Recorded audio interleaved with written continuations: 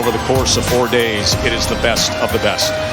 Tonight, two teams who were just flexing their muscles 11 days ago in thrilling conference championship games. The SEC East winners, the 7th-ranked Florida Gators, against the Big 12 champs, number 6, the Oklahoma Sooners. And that means we have star quarterbacks. There is Spencer Rattler, the Sooners' first-year quarterback. And there is Kyle Trask, one of the Heisman finalists, a Texas native back home. Alongside Dusty Dvorak, I'm Joe Tessitore. Greg McElroy, who is normally by my side, is dealing with COVID protocols. Greg, we wish you the best with your health. Dusty, a big theme tonight is stepping up and filling in. Thrilled you're with us. Joe, holy moly, am I excited to be here with you tonight. It pays the bills, my friend. No doubt. We've got big-time talent on the field tonight. However, one of the big stories developing in the last 24 hours, opt-outs. Holly Rowe's going to be along in moments to give us the latest with that. But as for who is here, Dusty, Kyle Trask. I mean, this guy had a season that rivals some of the great seasons in Florida history.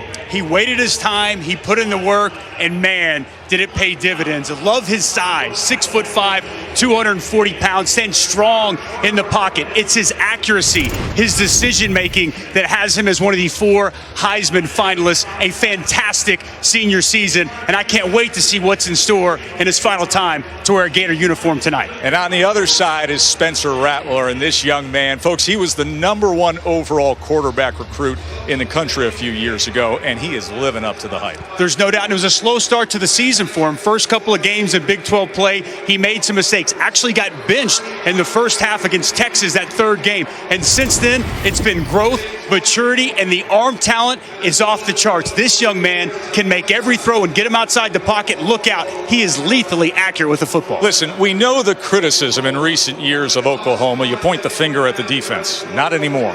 No, not anymore. Year 2 of Alex Grinch, and this defense is how they're winning football games now. And it starts up front with one of the best defensive lines the Sooners have had in over a decade. Ronnie Perkins, as you see, is there. And all these guys, the movement, the penetration, the disruption they create has been the catalyst to an outstanding season on the defensive side. Now, as for the big news that has been developing leading up to this game, Holly Rowe, get us set with the realities of what we're dealing with. Good evening to you. Well, good evening, guys. There are some players missing for Florida. In fact, quite a few. There's about 60 scholarship players available. 9 starters are out after 7 guys decided to opt out and focus on their NFL future, while 6 others are unavailable due to COVID or other injury situations. Guys, there are young players, though, who are hungry for this chance tonight. Dan Mullen said, our future is now. The Florida future can be dynamic tonight. They are looking for young guys, particularly in the wide receiving room, to be exciting and be dynamic. Look for number 3, Xavier Henderson. Kyle Trask is here. He's going to elevate these young receivers. Opportunity. It's a great thing for so many players tonight. Now, Dusty, 2020 has been a wild ride for both teams, and for the Gators, it was evident right from the start they were going to be dangerous with their offensive weapons. One of the most prolific offenses in all of college football, the best passing attack you've seen. 3 narrow margin losses, but Dan Mullen in year 3 has the Gators back in the SEC title game this year. You know, Dan Mullen had a great visit with us yesterday. He was reflecting on the year, saying amazing that this is going to be game 12 here and their 4th top 10 opponent. As for the Sooners, now they didn't have their full roster of stars available early on, and it cost them with a couple of early losses. It was a slow start, especially to Big 12 play. 1-2 start of the season, 0-2 in Big 12 play, but they finished up as strong as anybody in college football and claimed their 6th straight Big 12 title. And Lincoln Riley, 4th year, 3 straight playoff appearances, and now a chance for this bowl win. No other Oklahoma coach has had as many wins in their 4th year leading the Sooners as Lincoln Riley has had. Oklahoma wins the toss. They elect to receive. Charleston Rambo is back for the McPherson kickoff. They're allowing for nearly 18,000 to attend this Goodyear Cotton Bowl Classic here at AT&T Stadium.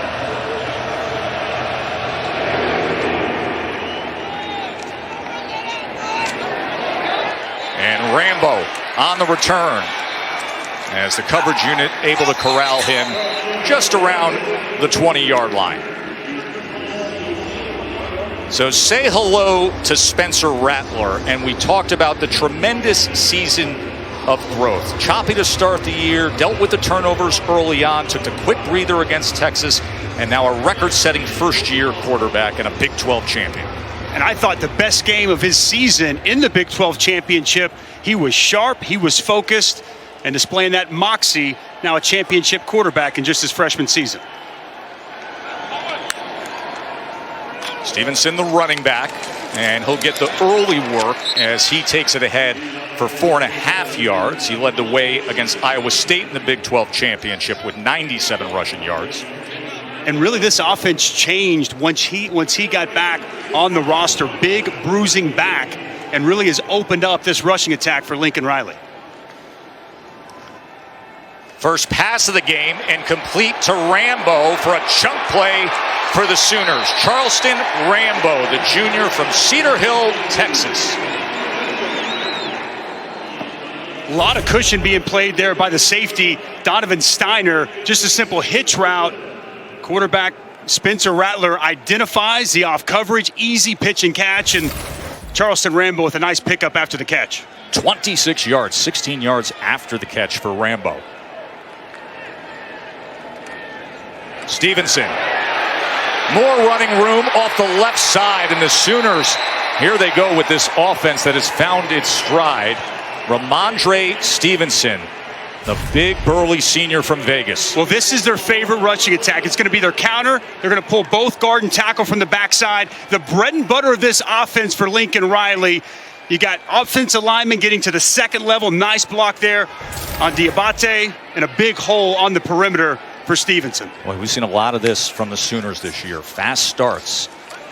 And Stevenson with a spin move inside the 30. Dusty, they have outscored their opponents 134-17 in the first quarter this season. It's great game planning by Lincoln Riley. He does such a good job opening up games, understanding what he's going to get defensively, and putting together a picture-perfect start to games each and every week. It's quite remarkable to watch throughout the course of the season.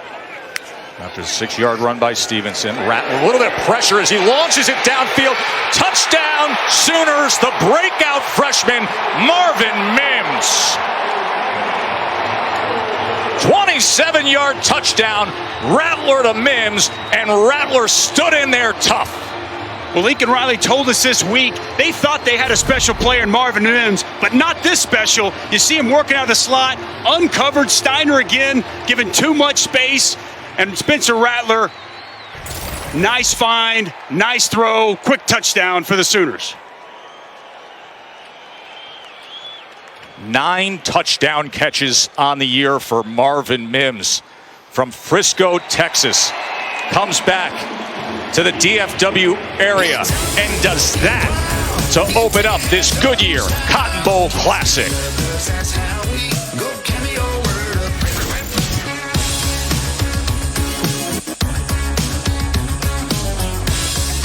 Because of that tandem for the Sooners, Rattler and Mims.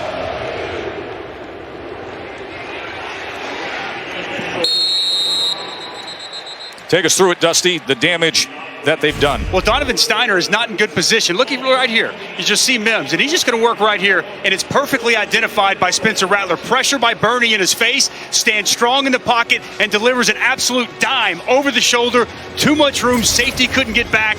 Easy pitch and catch from Rattler to Mims. Marvin Mims, who broke the Oklahoma freshman touchdown catch record this year. And now here comes the Heisman finalist, Kyle Trask. Damian Pierce in the backfield to start things off for the Gators.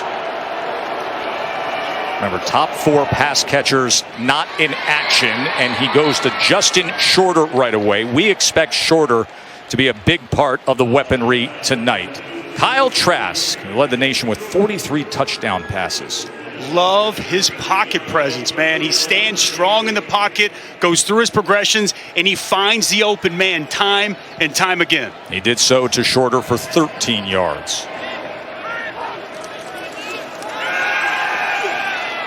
Goes to the near side, and it is picked off.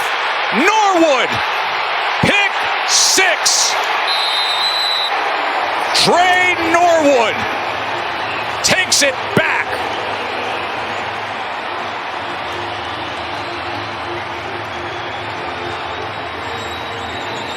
Wow, what a start for the Sooners. Coming into this game, Trey Norwood had 4 interceptions in his last 5 games, make it 5 out of 6. Watch Trask stare down his intended target, and Trey Norwood, eyes on the quarterback, steps in front and strolls in the end zone for a second quick Sooner touchdown. Remember, only 5 interceptions thrown all season by Trask. And on his second throw of this Goodyear Cotton Bowl Classic, Trey Norwood houses it. His 5th of the season. And the young Spencer Rattler is saying, we got energy early. 14-zip Sooners. About an hour, and they thoroughly sanitized this entire building. But guys, I can tell you what is normal. Oklahoma feeling right at home here, where they just won a Big 12 championship and they've already gone up 14-0. Absolutely. Just 11 days ago, they defeated Iowa State to take the Big 12. 2-touchdown lead early on here against the Gators. You know, it's interesting, we mentioned who's not playing for Florida. Grimes, Tony, Copeland, Pitts, top 4 receivers. The intended target there, Dusty, was Rick Wells. Now, Rick Wells only has 6 catches on the year. 5th-year senior, it's a night for opportunity for him and so many other guys. And if you're Kyle Trask right now, the one thing about him, Brian Johnson had told us, he's even keel. He can allow that play to go to the wayside, stay confident, stay with the game plan, and big possession here for Florida and Kyle Trask. All right, so first play after throwing the pick 6, it is Pierce, and Pierce is wrapped up and sent back by that front 7 for the Sooners. Let's take a look at tonight's Chick-fil-A impact players. We've already seen for Florida, Justin Shorter, the wide receiver, at 6'5". He is a mismatch outside. He needs to have a big night. And Ronnie Perkins, so disruptive, so productive, and the emotional leader of this Sooner defense. Just the first 5 games dating back to a suspension. He has been sensational in his return. 2nd and 6. Pierce again, and this time driven back by Brian Asamoah. And this is the difference with this Oklahoma defense led by the coordinator Alex Grinch, his 2nd year after coming over from Ohio State. One of the best run-stopping defenses in all of college football, giving up right around 90 yards a game. They penetrate, they're disruptive, and they're setting up 3rd and long situation for the quarterback, Kyle Trask. Number 1 run defense in the Big 12. 3rd and 7. Pierce split out, empty look for Trask. 4-man rush, Trask over the middle and gets it complete to Rick Wells, a senior from Jacksonville. Really good protection by the Florida offensive line. Plenty of time for Kyle Trask to stand strong in the pocket, navigate, locate the open receiver over the middle of the field. 10-yard reception there. Pierce comes back to flank Trask on 1st down. Trask, another 1st down toss. As he goes to Zipperer, Keon Zipperer, one of the 2 tight ends filling in for Kyle Pitts, the All-America, who is headed off to the NFL. And right here, Zipperer uses his body to work against the defender, works himself open, and an easy pitch and catch for Kyle Trask. And with those tight ends, they played a lot this year and productive when Kyle Pitts was out of the lineup. 13-yard reception for Zipperer. And now sprint right, and then a little slip to Zipperer. Well-designed play as he lowers the shoulder and goes ahead for 10.5 yards.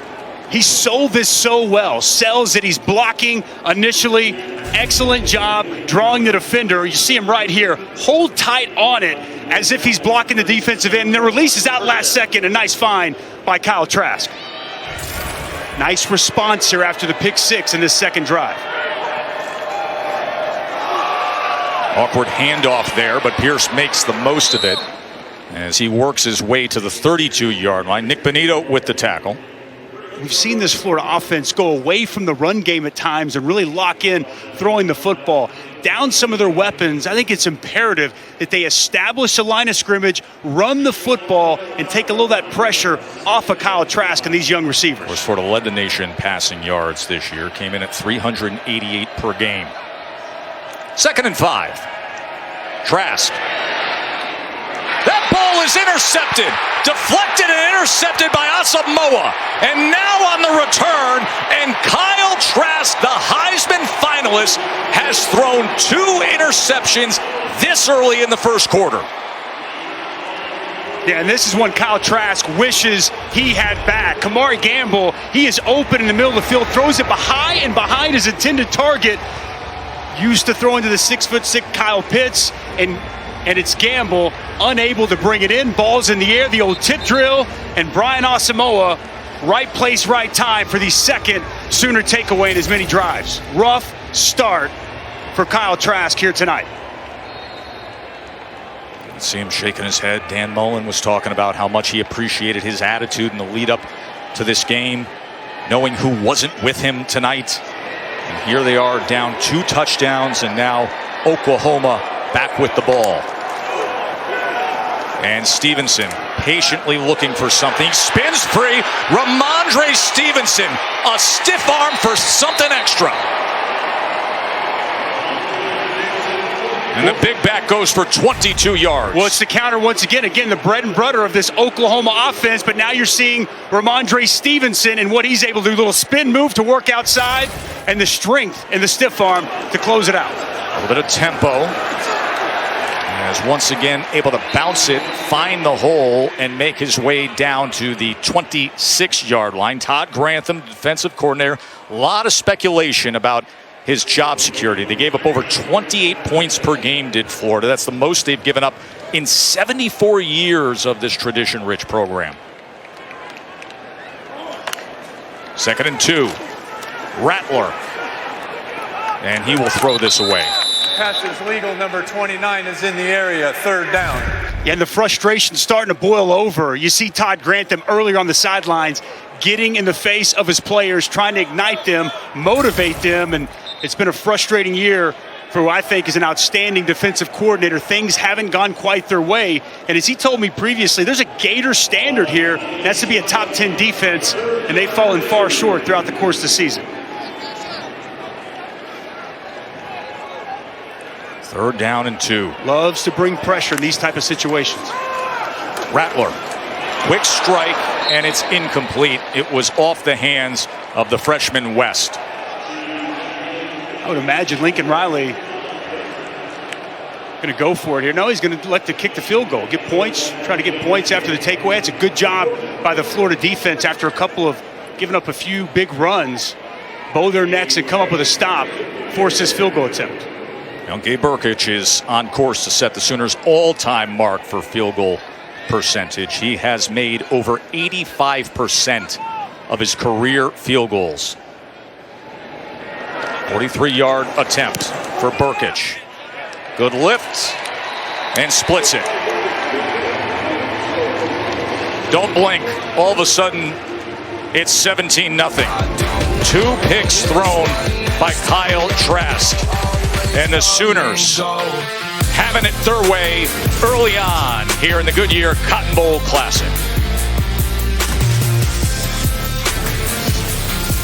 We told you the fast starts that they put forth. 17-0 here at AT&T.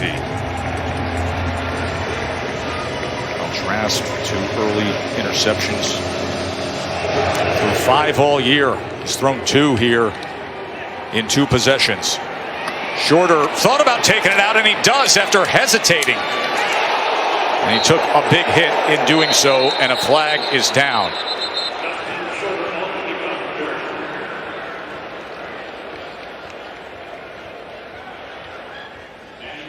A new kick returner, new punt returner as well for Florida tonight. Kadarius Toney, Jacob Copeland, both not able to go. Toney opting out for the NFL draft, During so Shorter's return, in action. Personal foul, illegal blindside block, receiving team number 9. Half the distance from the goal from the spot of the foul, first down. That kind of start, isn't it? Holly, the Florida offense looks to currently be in the pits without Kyle Pitts. Well, guys, everybody understands his decision, a potential top 5 draft pick, but he had a special message for his team that he sent us tonight. What's up, y'all? I'm sending my prayers and all my good luck energy down to Arlington, Texas for you guys, for the seniors. In this season out with a bang, for the young guys to embrace the opportunity that's, with you being able to play a bowl game, everyone gets to play. I hope everybody has bringing in the new year the right way with a win and bringing that trophy back to Gainesville. Go Gators. Wishes for the top tight end prospect in the NFL draft. Is in the area, second down.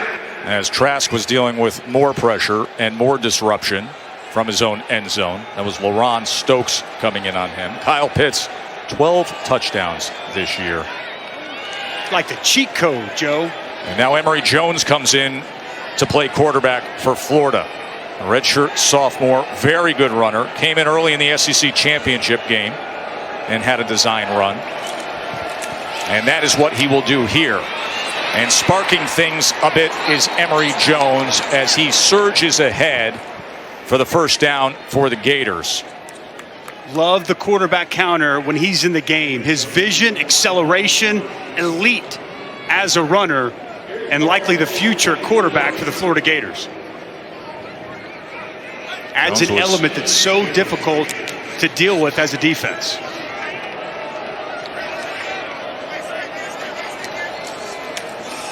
This is now Davis.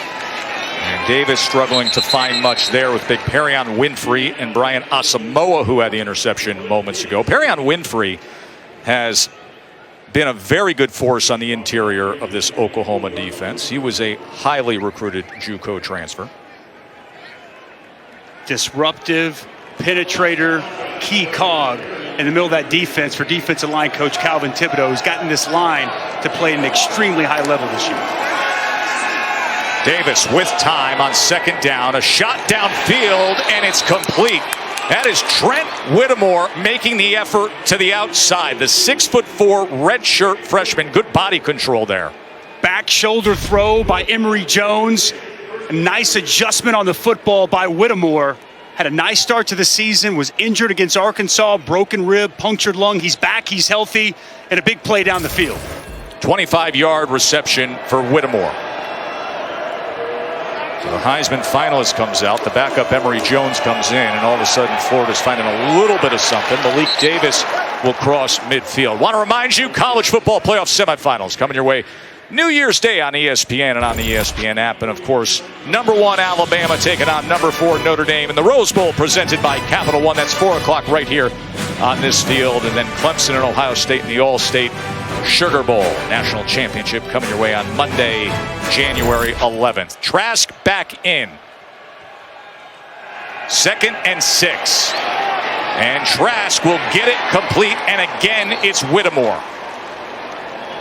So Jones comes in, runs for a first down, has the downfield completion. Trask now comes out as they're platooning on this drive and goes 22 yards to Whittemore.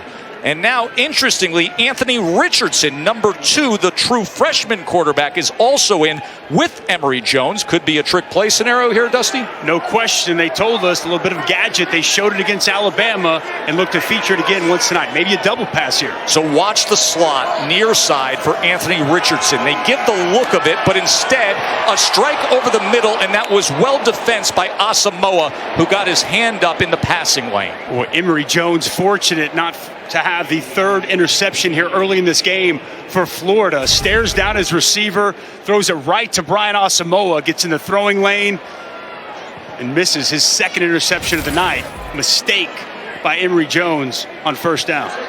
And now Trask comes back in. 2nd and 10.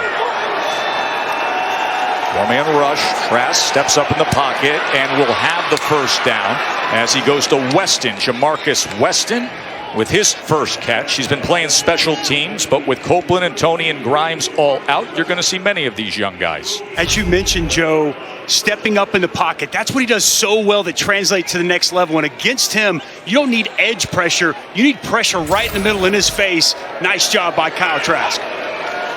Good response drive by Florida here. Davis trying to find something. Instead, he sees David Ugwebu, a sophomore linebacker. He's got great athleticism. He comes up with the tackle. Great size too, Joe. 6'4", 250 pounds. He was at the line of scrimmage jack linebacker for them last year. That rush backer that they have, and moved to second level, and has really helped improve this defense. Second and 8. Trask. Wobbler to the end zone, and he throws his third pick of the first quarter. Woody Washington swipes it. The ruling on the field is the pass was intercepted in the end zone. The result of the play is a touchback. Timeout on the field. The quarterback with the statistical superlatives that dazzled all year long. The guy who led the nation with 43 touchdown passes, framed against only 5 interceptions.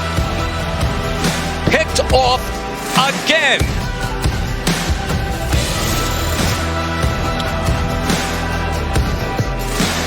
His first career 3 interception game, and it happens in the first quarter. Nightmarish start for the senior Kyle Trask. Just when they were driving and hoping to find something, instead it's back to business with Stevenson and the Sooners. Number 29 of the offense, helmet came off through play. He may not participate in the next down. And it's timeout for an injured player of the offense. It was Nick Benito with an inside move who hit the arm of Kyle Trask. As you saw that hand, the ball come out of his hand funny, and he missed a wide open Jamarcus Weston in the end zone. The frustration mounts for the quarterback, Kyle Trask. And right now, the medical team for Oklahoma is out on the field. They're looking at Marquise Haynes, the starting left guard. Let's go down to the field to Holly. Well, guys, I've been observing Kyle Trask very closely after the interceptions. The first 2, he kind of had a smile on his face like, oh, man, like what a way to start. He was really good-natured about it, very even-keeled. But after that 3rd interception, he just came to the sideline, and he is frustrated. He had a long conversation with Dan Mullen. You can tell he is just trying to get it back together right now. Keep in mind, it's been a very quick turnover, 10 days since they last played, with a completely new receiving core that he's having to work with tonight. A big turnaround for him. He's got to get it back together. Timing is off, frustration is mounting, and you're exactly right, Holly. He's going to have to get his confidence back, and it's tough now in a hole, 17-0, and he hasn't been here before. 3 interceptions early on in this first quarter, Joe. Well, and doesn't have the key pieces to lean on. When you say timing, there's another side, the cohesive nature of timing. You got to have the guy you're used to throwing to, and his top 4 targets are out. Of course, number 1 Alabama, number 4 Notre Dame will be coming your way on New Year's Day. That is the Rose Bowl game presented by Capital One. It will take place right here at AT&T Stadium. First time since 1942 that the Rose Bowl isn't in Pasadena. Who's missing for Florida? You take away all the weaponry and big targets. You got the first-team All-America tight end. The guy will almost assuredly be the first tight end taken in the NFL drive, and Grimes and Copeland. And how about what Kadarius Toney turned into this year, Dusty? He's been fantastic. He's the guy they move around to create the mismatches and matchups that they want. Get him the football in a variety of ways. Kyle Pitts, we talked about, at 6'6", his catch radius, and Brian Johnson had described him as a unicorn. Trayvon Grimes as well at 6'4", can flat out go up and get any 50-50 ball. Those pass catchers make Kyle Trask right even when he's wrong at times, and unfortunately he doesn't have them here this evening. And specifically Toney. Toney's a guy who's good with yards after the catch. Number 7 nationally in YAC, and Oklahoma top 10 in giving up yards after the catch. Marcus Major will go ahead for a first down. Major, the redshirt freshman from Millwood High School up in Oklahoma City. This offensive line getting a lot of push at the line of scrimmage here early in this football game. Some easy big chunk runs early. Rattler with time, looking over his options, and then tracked down, and the ball is out and is recovered by the Gators. It was Bogle who forced it. The ruling on the field is a fumble recovered by the defense. First down, Florida. And then Trey Dean recovers it. It's an excellent pursuit to the quarterback. And one thing about Spencer Rattler, keeps his eyes down the field and looks to scrambles and looks to throw at the football. And Bogle retraces steps, big hit on the quarterback, ball's out, and Trey Dean's on top of it. Exactly what this Gator defense needed.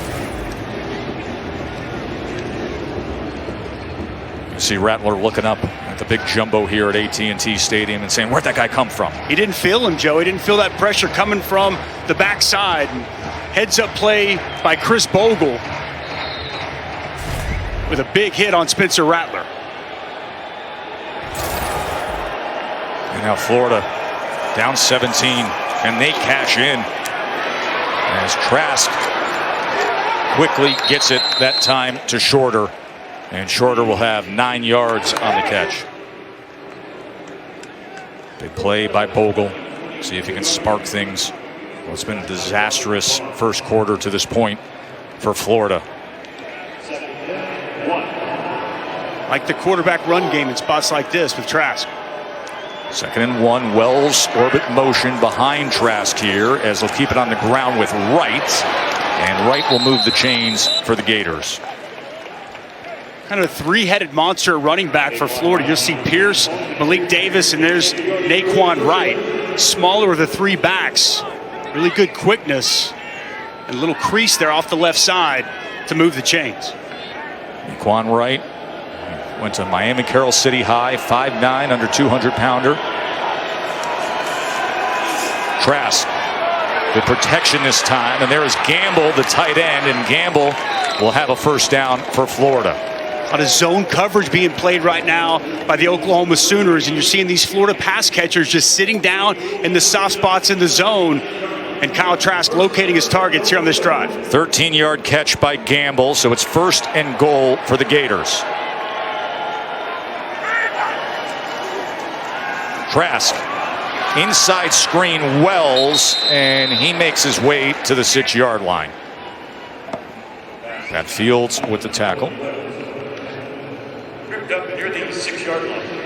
Rattler, first-year quarterback for Oklahoma, just fumbled it away. Florida desperate to get on the board here, try to find something early on. 3 interception first quarter for Trask. Now running it and finding Ronnie Perkins waiting on him. Love quarterback run game in the red zone. Well defensed by the Oklahoma front, not giving an inch and changing the line of scrimmage. Nowhere for Trask to go with the football. 72% of their trips in the red zone have finished with touchdowns this season. 3rd down and goal.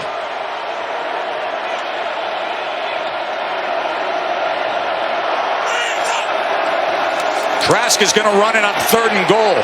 Didn't have a chance. Agwebu came in darting against Kyle Trask. Clearly 4-down territory. No, I guess not. They're going to kick the field goal. What do you make of that play call there, Dusty? Surprised. Back-to-back quarterback counters with Kyle Trask. I mean, it's a part of their offense, as we just mentioned, but you would feel like if you're going to run that on back-to-back plays, you're going to utilize 4 down. Surprised by the play calling from Dan Mullen. Very conservative with a senior quarterback. Evan McPherson comes in for just the 21-yard attempt.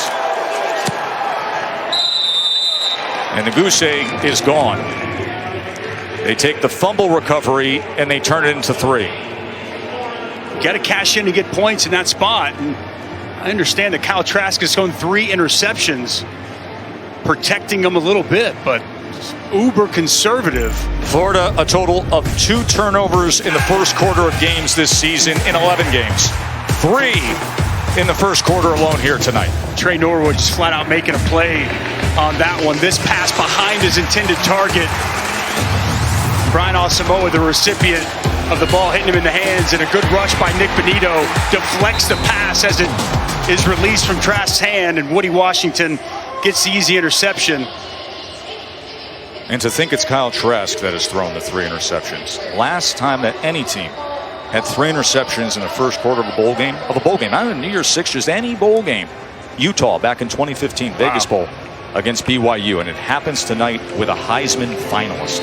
This was an issue for the Oklahoma defense last season and early on this season. They weren't creating those turnovers Alex Grinch wanted.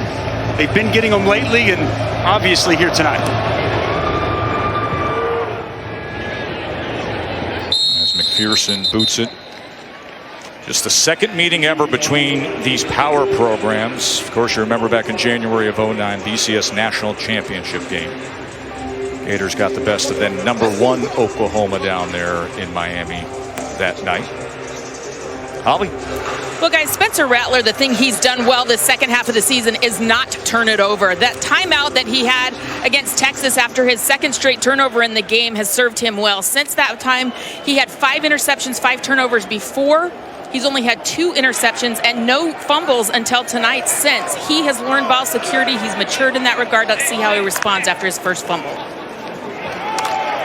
There's Major, bounces to the outside, slips past the would-be tackler, breaks 2 more tackles. Good effort from Marcus Major. Back to the bread and butter. Simple counter play. Pull backside guard and wing. Get out in front. And a nice piece of running the open field. Balance from the redshirt freshman Marcus Major.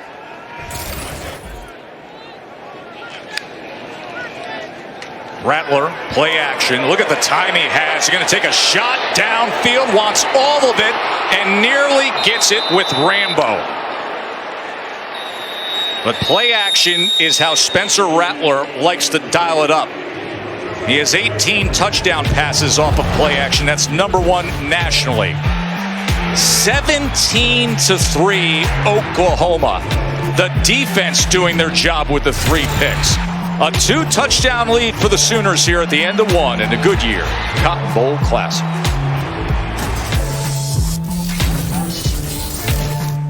Oklahoma 17-3 on top of Florida, start of the second quarter. Joe Tessitore alongside Dusty Dvorak and Javi Rowe. You know all about the recent postseasons for Oklahoma, making the last 3 college football playoff games. This a game that you would think Dusty is critical when it comes to program perception. Rattler on second down, another shot downfield, and incomplete again as Theo Weiss was the intended target. But in terms of program perception, and here you are against a Florida team where the roster's somewhat gutted, people are expecting you to go out and lay down the hammer. That's exactly right. Look, this is a prime-time, out-of-conference matchup that Lincoln Riley told us himself is very important as we see the replay there. Jaden Hill getting that arm in, knocking it away on the deep shot. And here's the thing. Lincoln Riley, 0-3 in the postseason. Now, that was playoff games, 0-3 against the SEC. They circled this game, and they made it an importance for a springboard opportunity in next season. 3rd down and 10. Flag is down as Rattler goes to the near side, incomplete to the left of Marvin Mims. Offside in the neutral zone at the snap. Defense number 10. 5-yard penalty, replay 3rd down. Holly, we haven't seen Austin Stogner in a while, the very talented tight end. He's out there for Oklahoma now. That's right. They didn't think he would play tonight after the most bizarre injury. He got hit in the quad against Kansas, and that quad then got infected. They said he had strep that went down into his quad. He had to have surgery to remove the infection. He was just out on the last play. That's a big get for him to be back. 3rd down and 5. Pressure on Rattler, and they're able to get to him. Bogle cleaned it up. Dante Lang came in. And a botch protection off the left side. You're going to see Lang just come right here off the edge. And 77 Swinson, he bumps down inside. Nobody stays. He picks up the blitzer and leaves a man laying off the edge free. Spencer Rattler's going to have to identify that, see that. Nice job by Todd Grantham dialing it up and getting off the field on 3rd down. That's Xavier Henderson, the freshman punt returner. New returners for Florida tonight with all the opt-outs. So he's put into action. He corrals the fair catch at about the 12-yard line.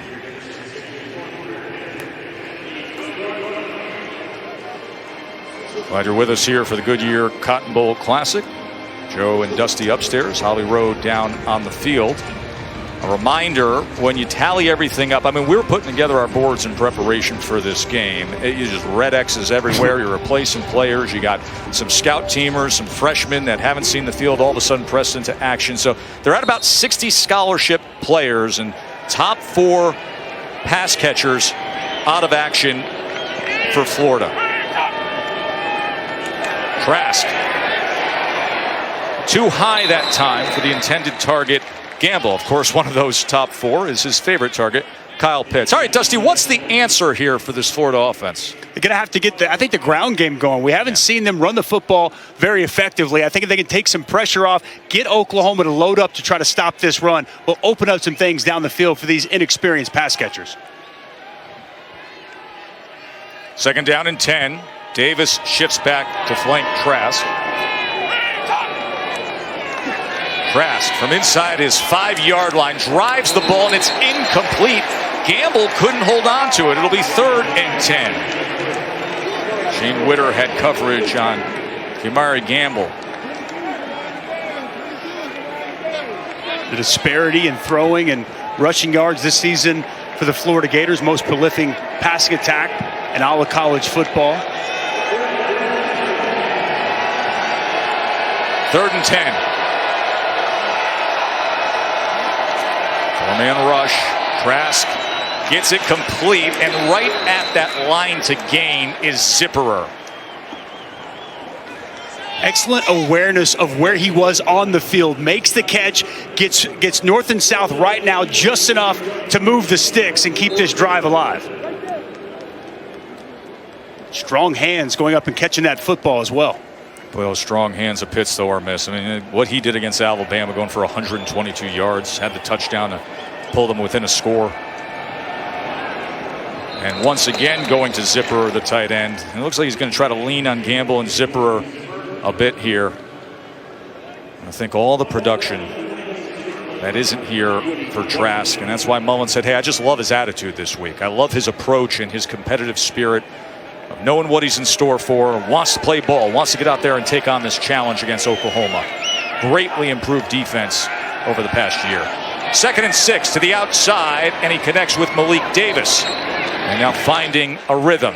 Reminder, Monday, January 11th at 8 Eastern on ESPN, it will be the College Football Playoff National Championship presented by AT&T.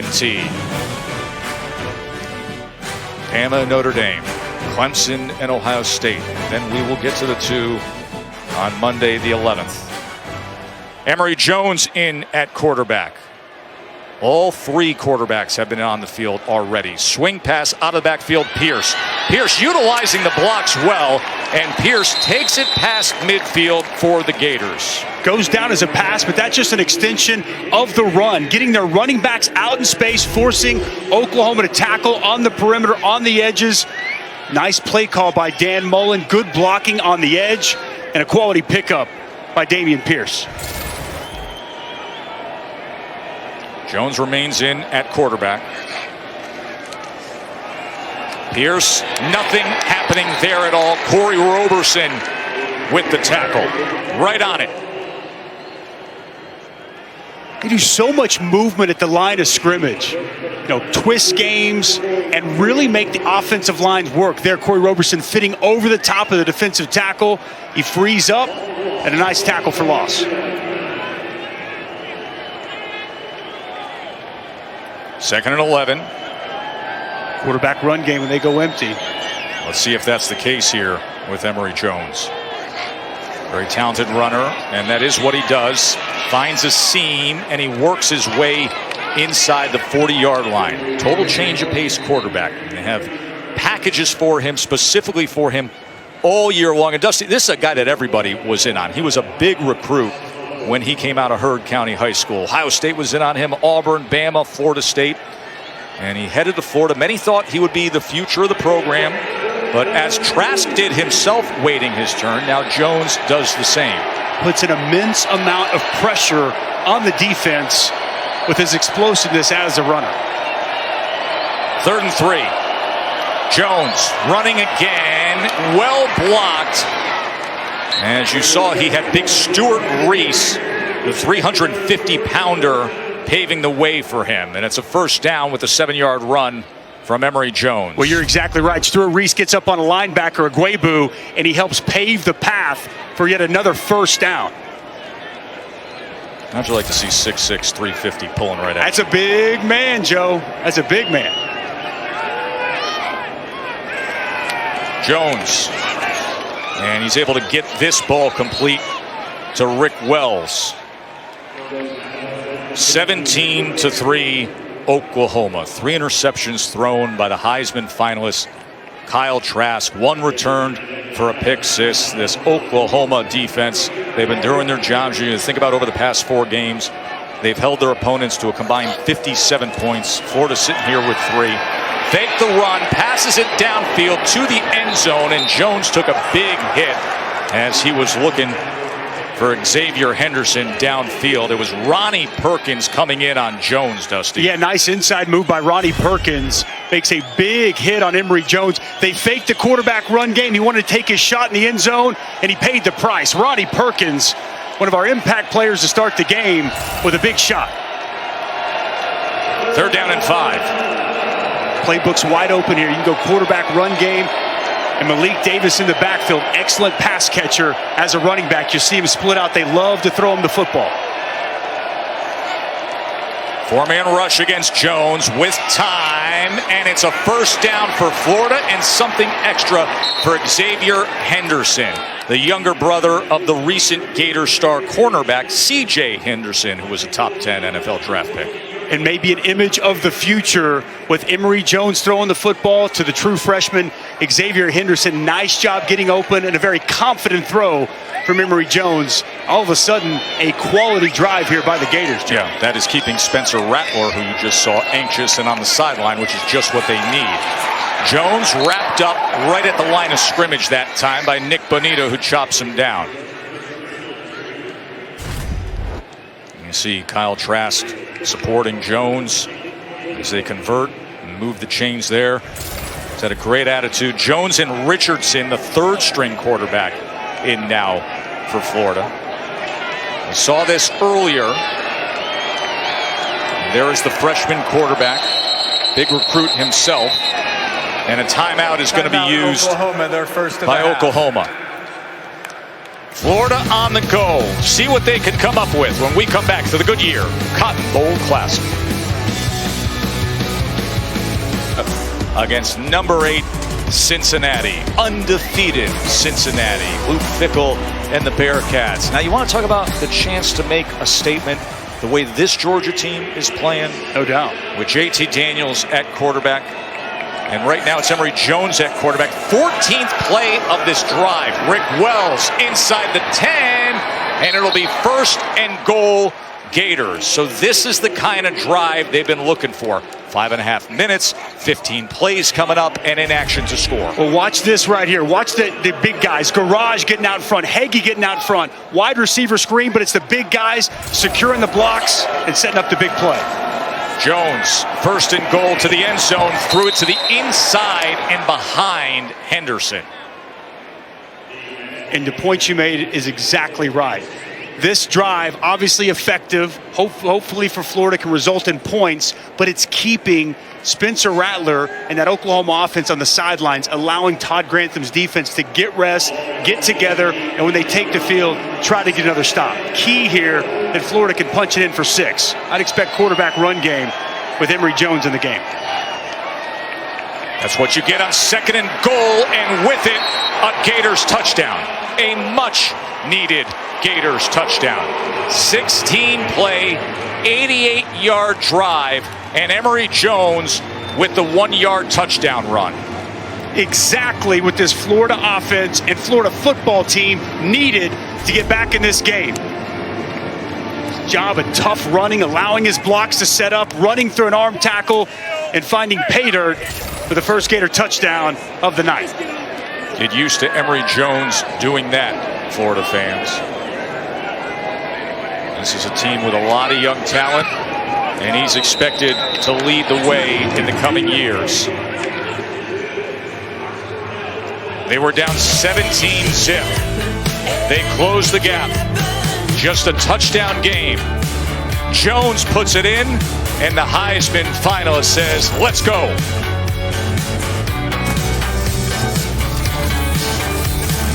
It went like WWE heel turn for Dan Mullen, and the Gator fans couldn't get enough. A little wild and crazy this year for Dan Mullen. Some brawls going on, jumping in the stands, and a crazy year all the way around.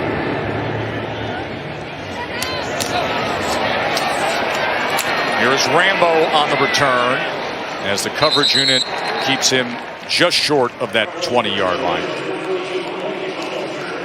The 88-yard drive to close it to a touchdown margin. OU sitting there, they've probably been prepping for the passing game of Kyle Trask, and they got a big dose of Emory Jones in the QB run game. Well, you know, coming in, Emory Jones is a changeup. They use him, you know, for a handful of plays throughout the course of the game, but an entire drive, and it looked pretty clear to me, gave the Oklahoma defense a lot of problems with Emory Jones in the game. We'll see when the Florida offense comes back on the field if they go back to Trask or they stick with Jones. Remember, it nearly used 6 minutes of clock there, so Rattler and company weren't in action. And now back to Ramondre Stevenson. Holly. You talked about the hard work Emory Jones did on that lengthy drive, and guys, he did a lot. He actually lost his lunch after that was seen to by the athletic trainers. He's working hard over there. Short pitch, Stevenson on 2nd and 6, and it'll be 3rd and a long one. Oh, it's a fumble. Florida came up with the ball. Florida came away with it. At the end of that play, there's a fumble recovered by the defense. First down. Stevenson coughed it up, and Elam, the cornerback, came away with it. Wow, massive, massive takeaway for the Florida defense. The question is, was that elbow down as he went to the turf before the ball came out? Let's take a look here, see what we got. That ball's out. Well, looks like it's out, Joe. Let's bring in our rules expert, John Perry, 3-time Super Bowl official. John, you feel like you got a clear look here? Well, the whole goal here is it clear and obvious that it's something else? Right now, I would say you'd stick with this ruling of a fumble, change of possession, and change the game. So Trask comes in off of the fumble recovery, and Pierce will take it ahead. And now Florida energized as Pierce goes ahead for 11 yards. Chance to tie this. This thing looked like it was going sideways. And now Florida with a chance to tie it up here in the second quarter. Starting to run the football more effectively. Outstanding vision and cutback for a nice pickup.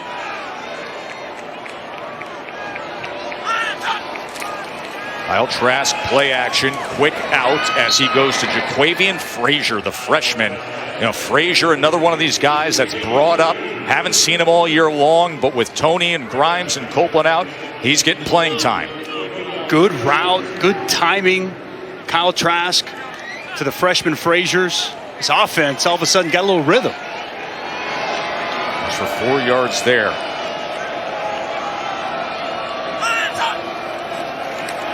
Second and 6, Trask looking over options, and then he's taken down. And it was Isaiah Thomas with his 9th sack of the season. Bonita also getting in there.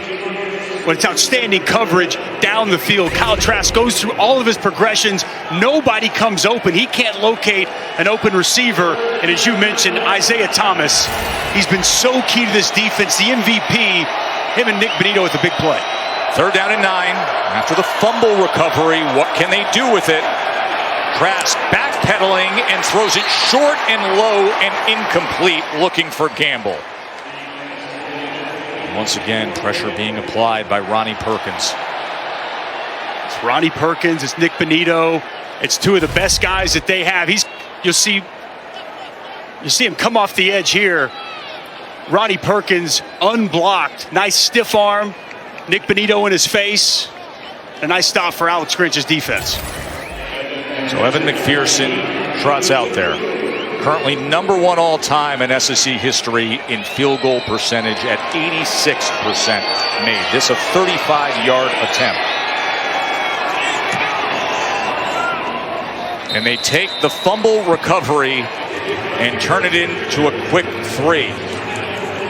Looks a little different now, doesn't it, folks? More the way you want your New Year's Six Bowl to look. Just a 4-point game here in a Goodyear Cotton Bowl. To the university's General Scholarship Fund. Thank you, Allstate, for that. 17-13. Florida has found a little something. Defense doing their job, and the offense getting on the board. And this is Rambo from the goal line. And Rambo with a good return as he turns the corner and out near the 40-yard line. That is where Rattler and company will start. Trask and Jones trying to get their Gators all the way back against the Sooners. Take a short break and we'll be right back. First quarter point per game differential of nearly 12. That's the best in 8 years in the sport. Wow. But it doesn't always hold up for the Sooners. They end up playing tight games. They were up 17-zip right here 11 days ago against Iowa State. That was tightly played to the wire. It's interesting. They take their foot off the gas, and I think we've got to give the Florida defense a ton of credit. Todd Grantham was frustrated. He was in his player's face, and the last 3 possessions, they've created 2 takeaways and forced a punt. They have responded to their defensive coordinator. See what they can do here as he goes to Seth McGowan. McGowan's got plenty of green space ahead of him as he goes past midfield. Steiner finally forces him out. So for Spencer Rattler, that is his first completion since the first drive of the game. It's an excellent setup to McGowan out in the flats. Man-to-man coverage. Linebacker couldn't go over the top in a big pickup. Rattler trying to extend the play as he's being chased down and then taken down. Now they go their last 3 drives of fumble, punt, fumble.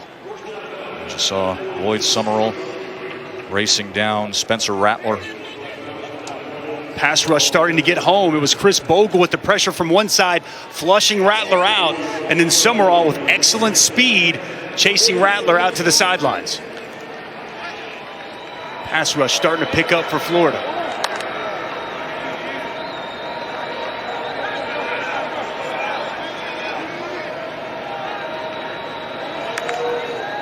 Second and 14, and as he goes quickly to Stoops. Ball is out, and Stoops was able to fall on it.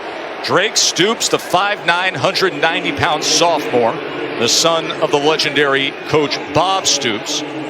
Young man who had one of the most memorable moments of the season, the game-winning touchdown catch in the Red River rivalry game. Well, it's an excellent adjustment on the football, reaching out behind him and catching the ball, and James Houston rips that ball out, and Drake Stoops smartly jumps on top to avoid yet a third first-half fumble. 3rd down and 4. Pressure up the middle. They pick it up. Shallow cross. This is Weiss and Theo Weiss inside the 10. And the Sooners come right back with that. 36-yard touchdown, Theo Weiss.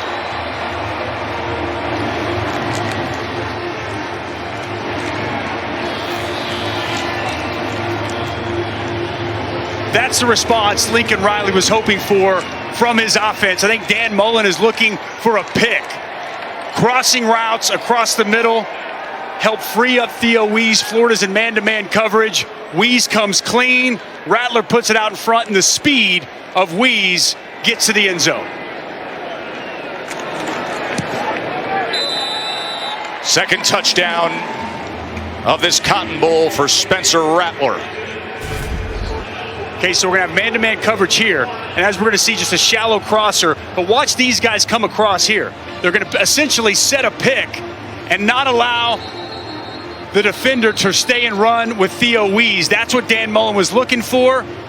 It's a good play design, helps free up the wide receiver, and excellent speed in the open field from Theo Weiss. You know, listen, we've been dealing with this in college football for years. What do you call it, a rub? You would call it a pick? How do you listen? John Perry, when you're officiating a game, what is that threshold that you're looking for? You know, go to use basketball, block, charge. If you get those feet set, then you've got a charging situation. So it would be on the defense. If you don't have your feet set and you're making contact, it's on the offense. In this situation, the ball is thrown at or behind the line of scrimmage. No foul. I like Perry. He's Makes good. things nice and digestible. That was right? Nice and good. clean. Educating. Like that. 4:08 until halftime.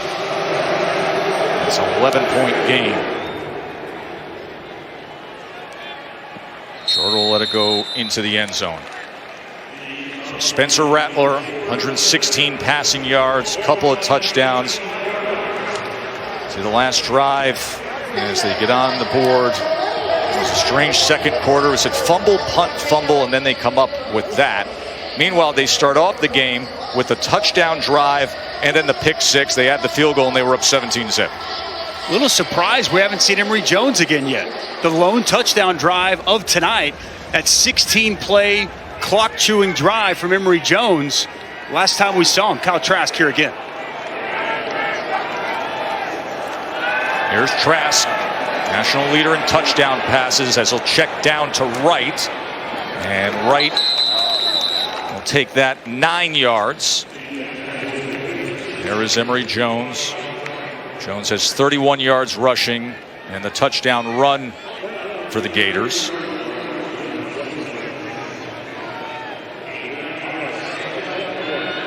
Second and 1. And Wright, good burst of speed. Naquan Wright, past midfield for the Gators.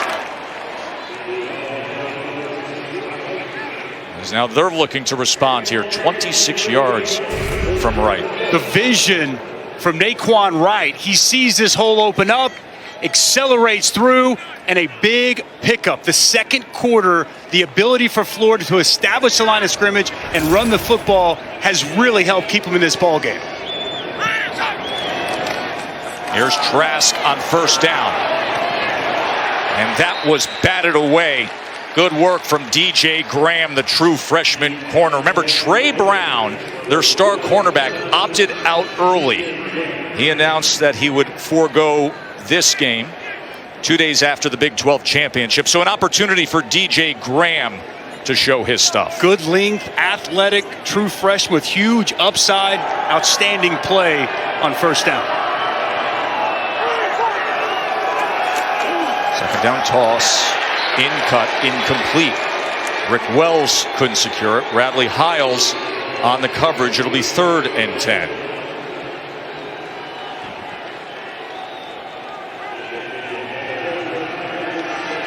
See what Alex Grinch wants to do here. 3rd and long situation. Doesn't want to bring added pressure. Guessing he's just going to rush forward and drop 7 into coverage.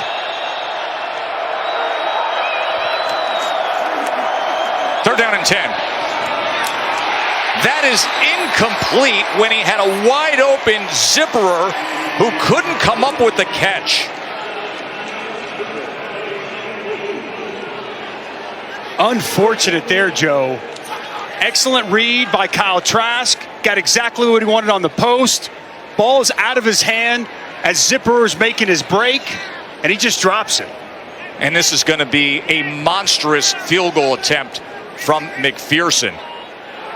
They are spotting this to what would be a 58-yarder. He's got a career-long 55-yarder. He has 5 career 50-plus yarders made. McPherson from 58. And it comes up short. And Florida comes away empty after they had the big run, 60 yards in 4 plays, and they come away empty. Time now for our countdown to the CFP National Championship presented by AT&T as we get you set for what will be the Rose Bowl game presented by Capital One. Well, they've got so much talent in this offense, and you better get to Mac Jones because you can only cover these wide receivers for so long as we see Devontae Smith come open and stroll into the end zone. This is what Notre Dame wants to do. They want to bring pressure, as we'll see here, the first matchup against Clemson. They get the ball out of his hand very quickly and don't allow those routes to come open. Going to be such a key. Can Notre Dame, can they get the pressure on Mac Jones needed to slow down that offense and passing attack? There's Bridges trying to spin free. Trajan Bridges, the sophomore who was suspended for the regular season, then finally cleared to play in the Big 12 championship. 2.5 minutes to go here. A strange first half. Had Oklahoma come out, burst out 17-0. Trask with the 3 interceptions, and then Florida comes back, gets themselves in position, and then Rattler moments ago to Weiss, and now can he find something before halftime? They're already past midfield with Bridges. RPO, get those second-level linebackers up. Middle of the field is wide open. And Trajan Bridges, you just mentioned, back in the Big 12 championship game, might be the most talented of all the Oklahoma wide receivers. A couple of grabs here late in the first half. Big statement when you consider the year that Mims had, but that is how he is viewed.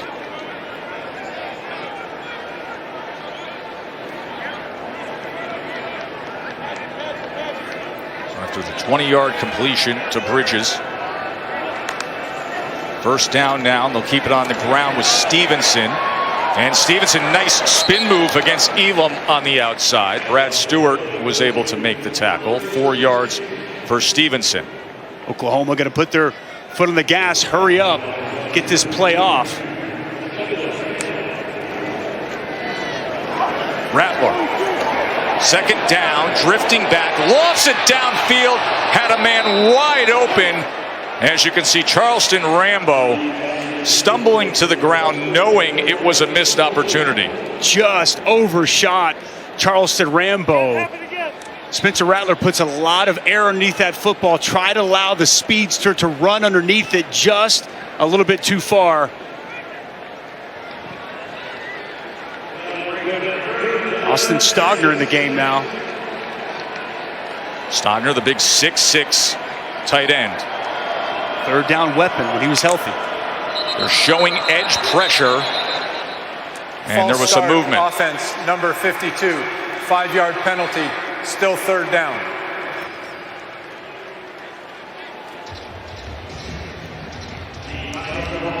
Marvin Mims, not the typical night we have seen out of him this year. Did have the one catch early on that got them on the board, but then he's been quiet since.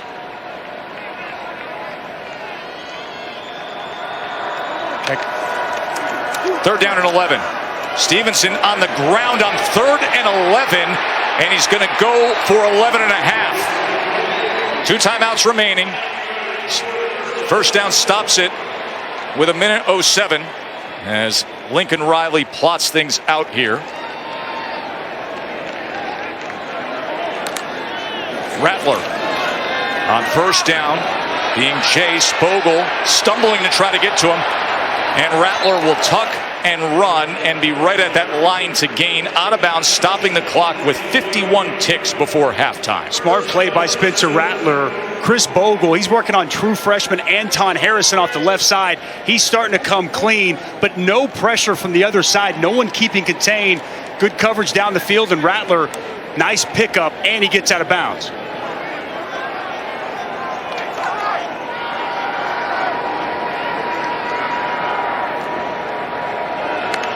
Stevenson shifts out. He looks that way, comes back to the middle, and in doing so, finds a wide open Austin Stogner. A flag is down.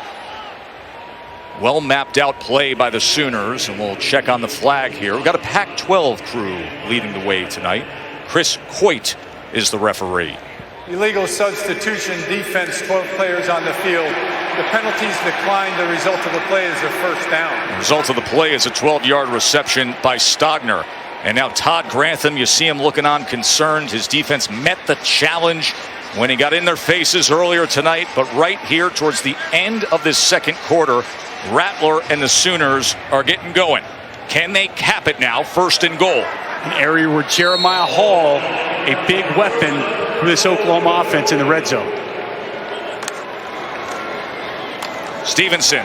Blockers in front. Stevenson down to the 1-yard line. He had some Mack trucks plowing the way there. And then Bernie was able to get to him. It's that counter once again, bread and butter. Hayes, Harrison out in front. Quick to the line, 2nd and goal. Rattler pulls it, spins his way in. Spencer Rattler.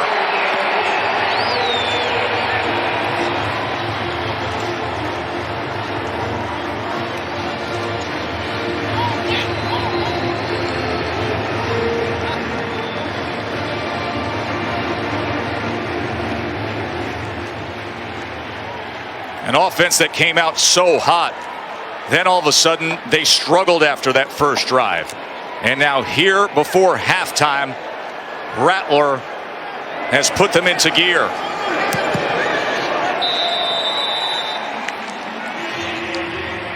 Well, it's an outstanding read by Spencer Rattler. Andrew Chatfield, watch as he comes down inside, and you'll see Spencer Rattler make the read. It's a give read, and he rolls into the end zone and makes it 6.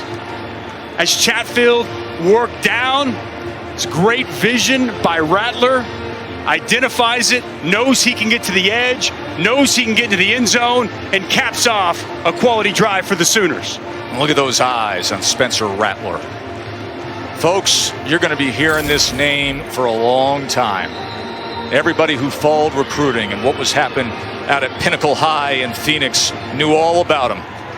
And then he came in this great run that they've had of all the Heisman quarterbacks who make it to the front row, from Baker to Kyler, Jalen Hurts, and all the success that Lincoln Riley has had during his 5 years as both the offensive coordinator and the head coach, and now the homegrown one, Spencer Rattler, the guy who's going to have the long run and the long ride. Sensational season as a redshirt freshman. And he's been at his best, Dusty, in the first halves of games. Came in with 25 touchdown passes on the year, 16 of them in the first half.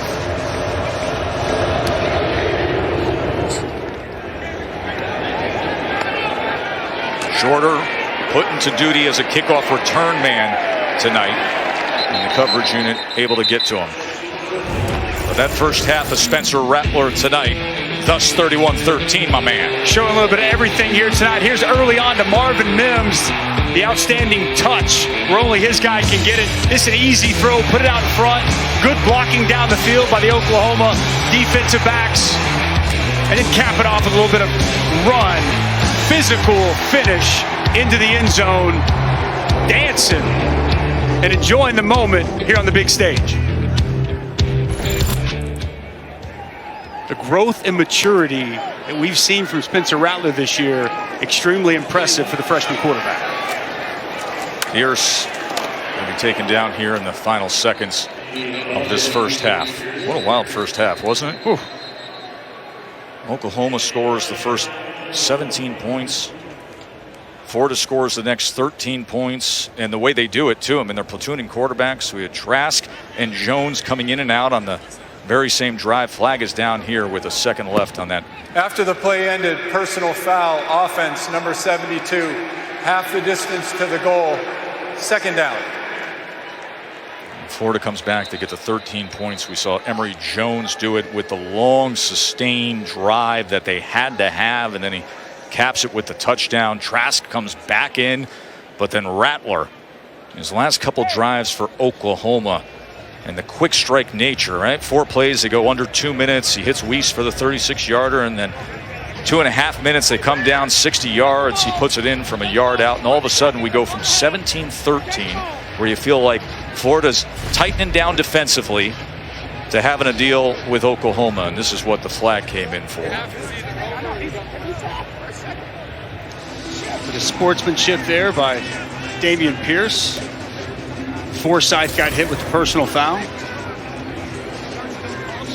He told me walking downfield on personal foul because that shit's Dan Mullen having an exchange with this Pac-12 crew. He's pleading his case. First time he's ever coached here at AT&T Stadium. Okay. Because the foul occurred with under a minute and the game clock running, it's subject to a 10-second subtraction. Please reset the game clock to 0. That's the end of the half. Double zeros on the board here at the Goodyear Cotton Bowl Classic. Spencer Rattler, 2 touchdown passes, the touchdown run. Nightmare first quarter for Kyle Trask, throwing 3 interceptions. And the Sooners, the Big 12 champs, up 31-13 as we come to halftime here at the Goodyear Cotton Bowl Classic. Steve Dvorak and Holly Rowe with you as Oklahoma's on top of Florida 31-13. 6th ranked team in the country, Big 12 champs. Spencer Rattler, a couple touchdowns just before halftime of the touchdown pass, the touchdown run. He started off the game, did the star quarterback Rattler on the opening drive. Dusty had 52 yards, had the touchdown to Marvin Mims. Then 4 straight incompletions, went over 22 minutes of game time without a completion, and then found that rally late. Well, I thought that Oklahoma's ability to run the football, Ramondre Stevenson was in beast mode in the first half. 11 carries, 97 yards, almost 9 yards a clip. That set up a lot of things, throwing the football. Spencer Rattler getting it done via the air and the ground. And how about this Sooner defense? We talked about it coming in. 3 early takeaways, tight coverage down the field. Things went according to plan for Lincoln Riley in the first half against the Gators. Well, the Gators offense, and you brought it up, as you see Rattler. Meanwhile, on the other side, we've seen Trask, the Heisman finalist, the star quarterback, who's getting set to come out here. And we've seen Emory Jones, the big recruit, who many feel is the future of the program. And the offense more efficient, more productive with Jones so far tonight. Trask has 35 plays, Jones 16. Jones had the long scoring drive, had the touchdown run. He's going for 6.8 yards per play. We'll see how much we see of him here in the second half. I think this opening drive, Joe, is extremely important that Florida has some production. Trask, sprint right, shows the arm to the outside. Diving effort from Rick Wells. Holly. Guys, obviously the first half didn't go how Kyle Trask would have liked. But keep in mind, after that SEC championship game, they let their kids go home for Christmas. When they came back, they've only had 3 practices together as a unit with this new wide receiving group and all these new pieces around Kyle Trask. That's a big reason they're trying to settle in and get that timing right here in this game. The timing critical. He connects for 12 yards there, then lofts it, and that could have been intercepted. Woody Washington made a play on the ball and then was falling on his backside as he had a chance for an interception. Extremely well played by the redshirt freshman Woody Washington. He plays the running back in the flats, continues to get depth, makes an athletic play, reaching up, deflecting the pass, and almost coming down with his second interception of the night. 2nd and 10. Trask is going to check down to Pierce, and Pierce is forced out at about the 39-yard line by Asamoah.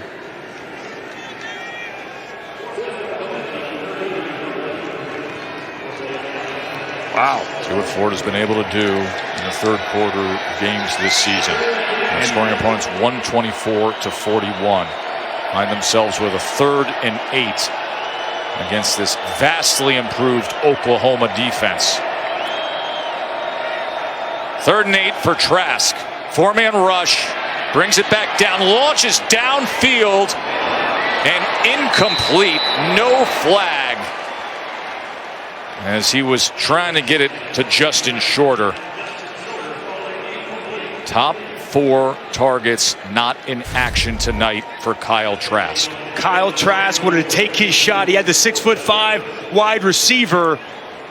Shorter's got good position on the football. A little bit of a push there by Trey Norwood as Shorter goes up to get the football, unable to bring it in. This opening drive comes up empty for the Gators. Jacob Finn on to punt away. Senior from the Paxson School in Jacksonville, Florida. His first season as the starting punter. Had the Townsend brothers for so long. Flag is down all the way back, and that'll be a delay of game. Offense, 5-yard penalty, still 4th down. As they'll back up Finn. Headsets on for Trask. Spectacular through 11 games. 8th highest total of touchdown passes in 11 games in FBS history. And then what has been a struggle so far tonight. On January 5th, we will have the virtual ceremony of the Heisman Trophy. Chris Fowler will lead the way. Devontae Smith, the outstanding receiver, is right now the odds-on favorite to take the 25 pounds of bronze. Had a visit with Devontae today as we're preparing for the broadcast on Friday.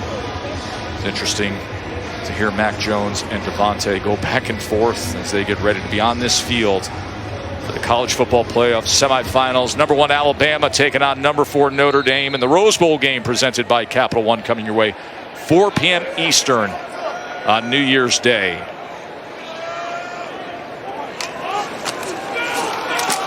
Stevenson patiently utilizing the blocks out to the 12-yard line. Well, if it isn't broke, don't fix it. They continue to run the counter in these staple runs so far. Offensive lineman getting out in front. Patience from Ramondre Stevenson. A nice pickup on first down. Play action now on 2nd and 4, and Stoops with the reception.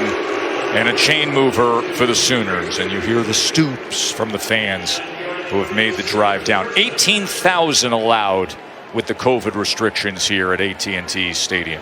Spencer Rattler, so effective and accurate on the move, under pressure, puts that ball out in front where only his receiver can make a play on the football. Well done.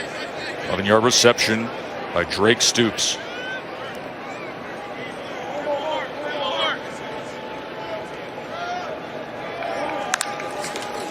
Stevenson already over 100 yards today. He'll be adding to that total as he is out to the 31-yard line. Well, Saturday at 4 Eastern, number 25 Oregon taking on number 10 Iowa State in the PlayStation Fiesta Bowl. And then an interesting one in the Capital One Orange Bowl. Texas A&M, 5th-ranked team. A lot of people thought perhaps they should have got that 4 spot against UNC. Mac Brown and the Tar Heels in the Capital One Orange Bowl at Hard Rock Stadium. A couple of good matchups there. Can't wait for this game to happen. It's going to be fun. 2nd and 3, and just a yard that time as Hopper makes the tackle of Stevenson. Tyron Hopper, another one of these younger players, got a lot of redshirt freshmen, a lot of freshmen throughout the defensive 2 deep for Florida.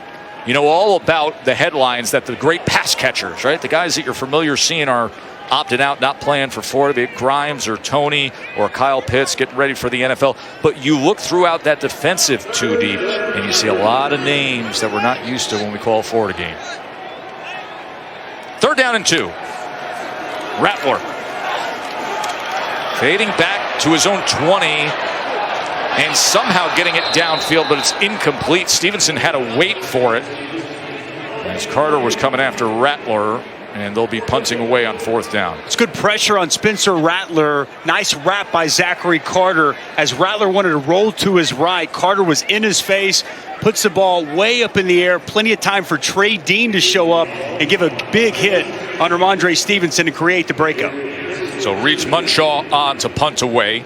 Henderson, freshman receiver, has the punt return duties that he's tasked with tonight. Fair catch off the knuckler at the 26-yard line. See if Florida can close the gap just a little bit. Festive holiday scene in and around AT&T Stadium. Alabama, and look at the single-season school records, and consider the greats that have played at Florida. Consider who we're talking about when you say single-season records. And now there's Trask looking on as Emory Jones comes in to play quarterback again for the Gators. Had the long drive and the touchdown run earlier. Naquan Wright with a burst off the right side.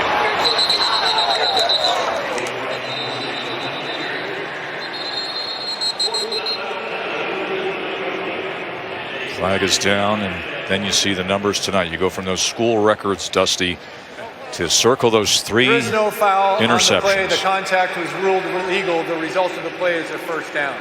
19-yard run by Wright. And it's a combination of 2 things, right? Clearly, no Kyle Pitts, no Trayvon Grimes, no Kadarius Toney. I mean, those are all 3 NFL caliber players who have helped aid him in getting those yards. But you also have to give credit to this Oklahoma defense. They have stepped up, they have made plays and made life difficult on Kyle Trask here tonight. 3rd time tonight we have seen the 3rd-string quarterback come onto the field with Jones. Jones runs it himself and goes for a couple of yards there. So Anthony Richardson was down prior to the fumble, 2nd down. has come onto the field. Now he sprints off. He's the freshman from back home in Gainesville, was a superstar at Eastside High School. Got to think that there's something in tow, right? Later on throughout the course of this game, a double pass, some type of gadget play with both of those guys in the game. 2nd and 8. Jones had a defender going up right in that passing lane as he was trying to get it to Zipperer. And that's the length of David Agwebu and what he's able to do that second level. They bring him on the blitz, and he's got that big, those long arms, that big wingspan, gets in the vision of Emory Jones. 3rd down and 8. Defense that has been so salty during the 7-game win streak. And Wright can't find anything at all. David Agwebu.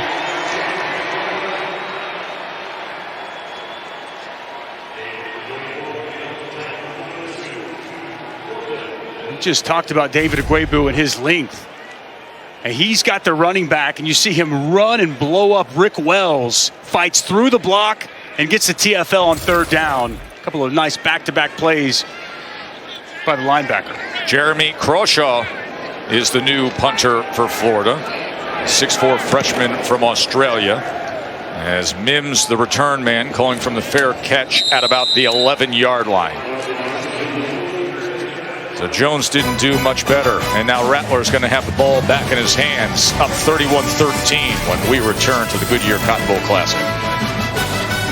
And they've run into an Oklahoma team that, listen, folks, if you gave up on Oklahoma when they were sitting there at 1-2, if you said, what does it matter, not going to be in the CFP4, they had a stretch, and they just kept getting better and better right through that Big 12 championship, and now look at what they're doing to Florida, a team that's well gutted when it comes to opt-outs. Told you in the range of about 59 scholarship players for Florida, and really missing a lot when it comes to the offensive playmakers. Rattler out of the backfield is McGowan, and McGowan is tracked down from Amari Burney. All right, so in terms of opting out, and we've seen this trend this week. Now, I understand, you got COVID, and it's been that kind of year, but Mack Brown said, listen, I want to see the expansion of the playoff because, as we'll get to this play here with McGowan as he breaks a big one. Seth McGowan. Can they track him down? Finally they do near the 10. Donovan Steiner, and a flag is down.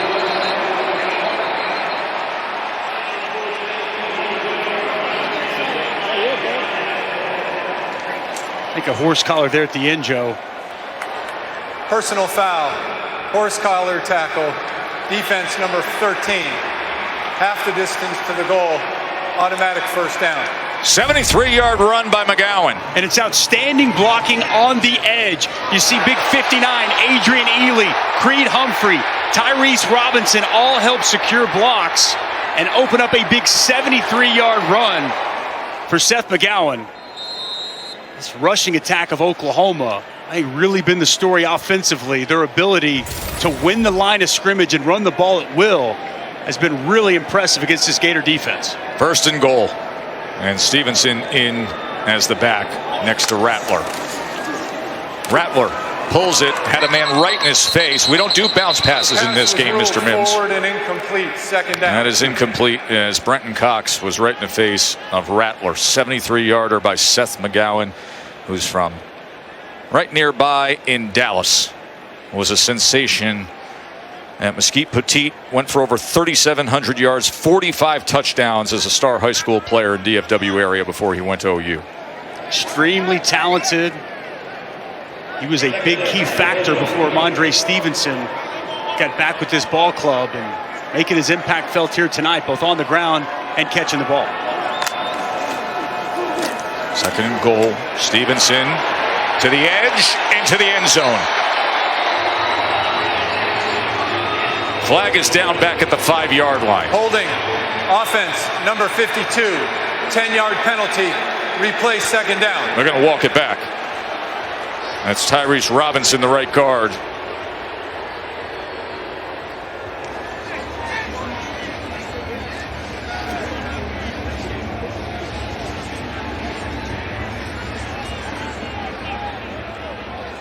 He was trying to plead his case, but to no avail from the official.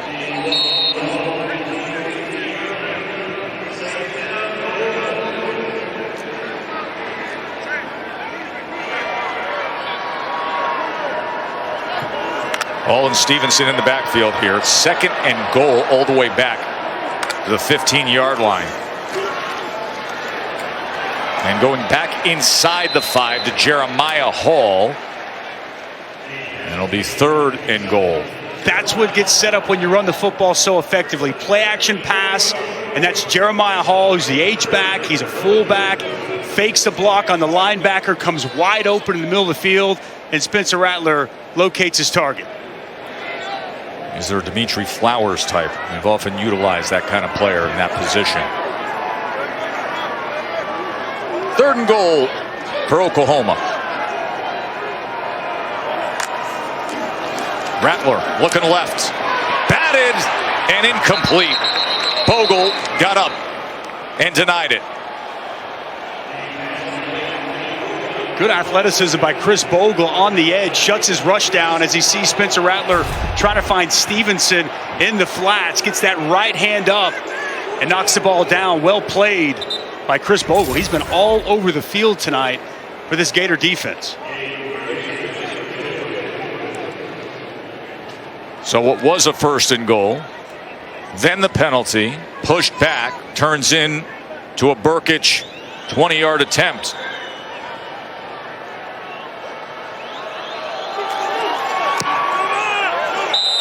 And he puts it through. And Oklahoma extends their lead to 21 points. 73-yard run by that guy, Seth McGowan. By opt-out, star players not playing. UNC head coach Mack Brown said this recently. He said, listen, I want to see the expansion of the playoff system because since we have the playoffs, you don't have the emphasis in the bowl games. We're seeing a lot of guys opt out throughout the year for the bowl games.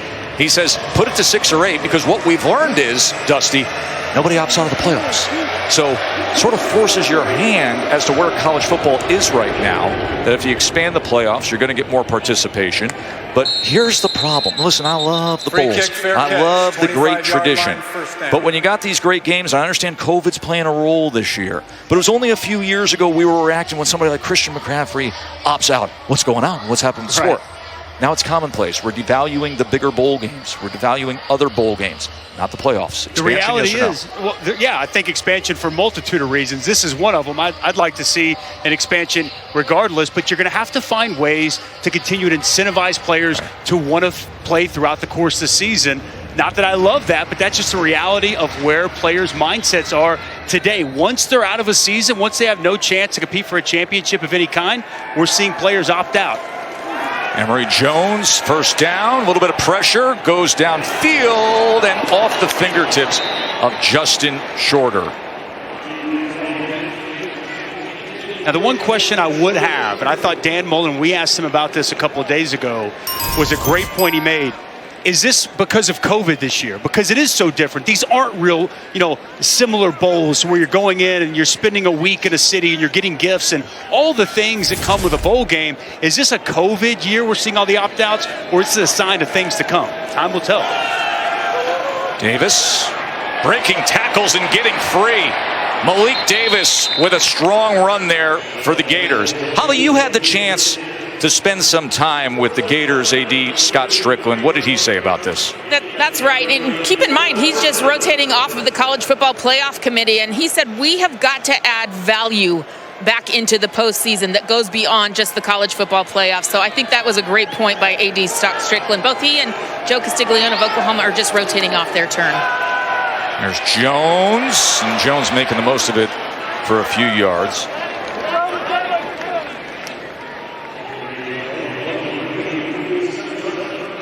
There's Greg Sankey, the commissioner of the SEC. Here to see the team that gave such a great fight in that championship game against Alabama. Of course, Greg has been an outstanding leader in the sport this year when the sport has needed to have strong leadership. And he would be at the forefront of many of the discussions when it comes to potential playoff expansion and how the sport will move forward. Keep in mind, going to be major changes affecting the sport with name, image, and likeness. So when you talk about incentivizing things, incentivizing a postseason, that could come into play. that should help, right? I mean, that should be a key component that's going to help guys continue to stay invested. You know, I've heard all kinds of things. Maybe bowls, you know, they start to be able to pay players to play in their bowl games. You know, marketing opportunities. Right? Exactly, marketing opportunities party. with name, image, and likeness. And maybe that's something that continues to keep guys invested and wanting to show up and play. Well, this Florida team, a roster hollowed out without their 4 top pass catchers. 3rd down and 6 for Jones. And that was low and incomplete. A little bit of traffic up front with Nick Bonito for the Sooners playing that rush end position, as Gamble was the intended target for Emory Jones. Nick Bonito has really been going to work on Stone Forsythe on the left side of the Florida offensive line. A lot of inside moves, getting that pressure right in the quarterback's face. Really nice job here tonight by number 11, second-team AP All-American. He's been their best edge rusher all season, and he's shown up often here in the Cotton Bowl. Jacob Finn. Nose down punt, end over end, fair catch. Mims at the 12-yard line. Over 6 minutes to go here in the 3rd. Florida's offense struggling here in the Goodyear Cotton Bowl Classic. Second defense, and now all of a sudden they're second in yards allowed, seeing better defense, Oklahoma specifically. And then the SEC, where now the offenses have changed a little bit in the SEC, and now the defensive numbers aren't quite as good in the SEC. I like that word there, juxtaposition. It's fascinating, isn't it, Joe? Because it used to be there's no defense in the Big 12. Stevenson breaks free, and here goes Ramondre Stevenson. We saw McGowan go for 73 yards moments ago, and now Ramondre Stevenson, the big back at nearly 250 pounds, he goes for 49 yards here. Sooners continue to gash Florida on the ground. Bill Bedenbaugh, offensive line coach, is going to be very happy. Excellent job by Hayes kicking out, as well as Anton Harrison. Big gaping hole for Ramondre Stevenson. He's got 161 yards tonight. Pressure off the edge, could be offside here, so a free shot for Rattler as it goes beyond Mims.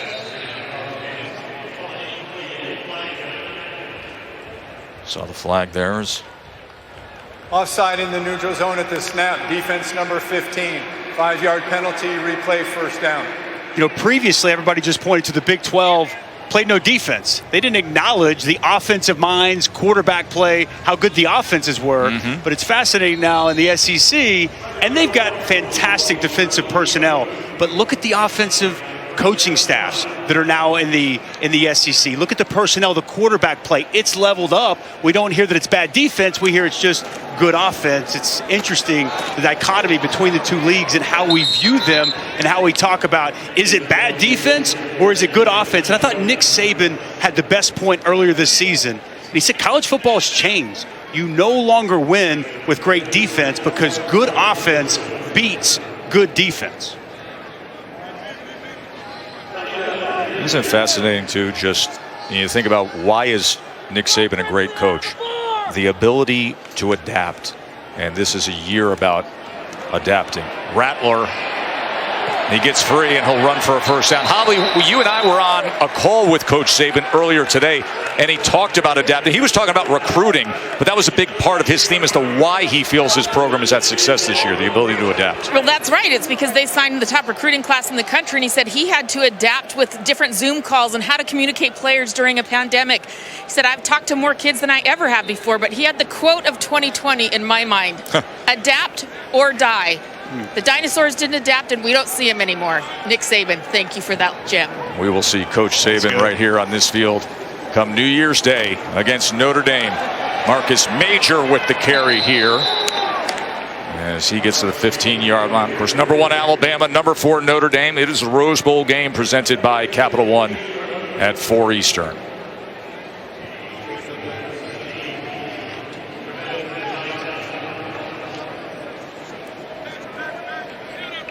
Middle of that Florida defense, they don't have Marlon Dunlop and Kyrie Campbell. And some young guys rotating in with that defensive line there. 2nd and 2. Stevenson to the outside. The block from Stogner pushes ahead, kept his balance, dances his way in. Every which way. Ramondre Stevenson. Tiny steps, big gains, big score.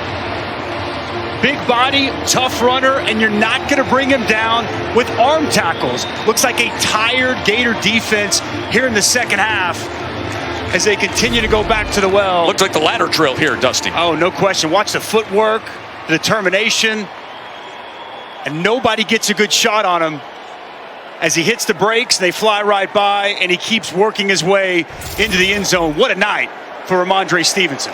Those are the kind of plays where you appreciate. Yeah, I know 6 foot and 250 pounds, but when you say balance, when you say lower body strength, quick feet, that's what it's all about right there.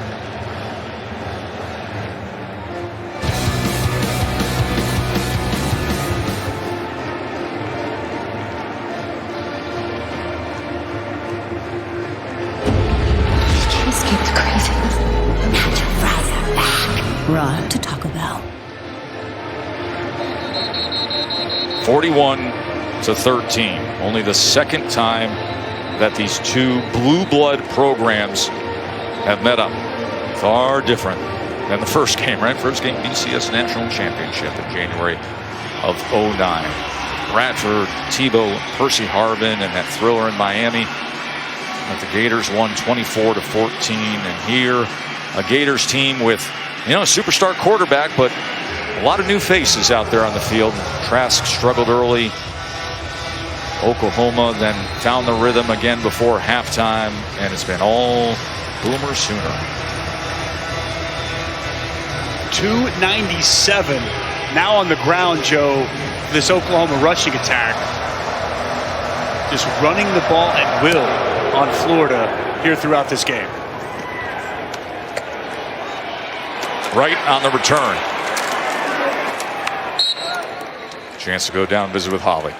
Well, guys, Ramondre Stevenson is going off. Remember, he did not get a play in the bowl game last year in that playoff game after a 6-game suspension. He missed the first 5 games of this season, but he stayed in shape. I spoke with the strength and conditioning coach, Benny Wiley, for Oklahoma, and he said he came in and said, Coach, I have to be ready when the suspension is over. He did assault bite work, Stairmaster work. He did extra cardio every single day, and he literally hit the ground running. This young man has a decision to make in the future. If he goes pro after this season, he's definitely made a mark.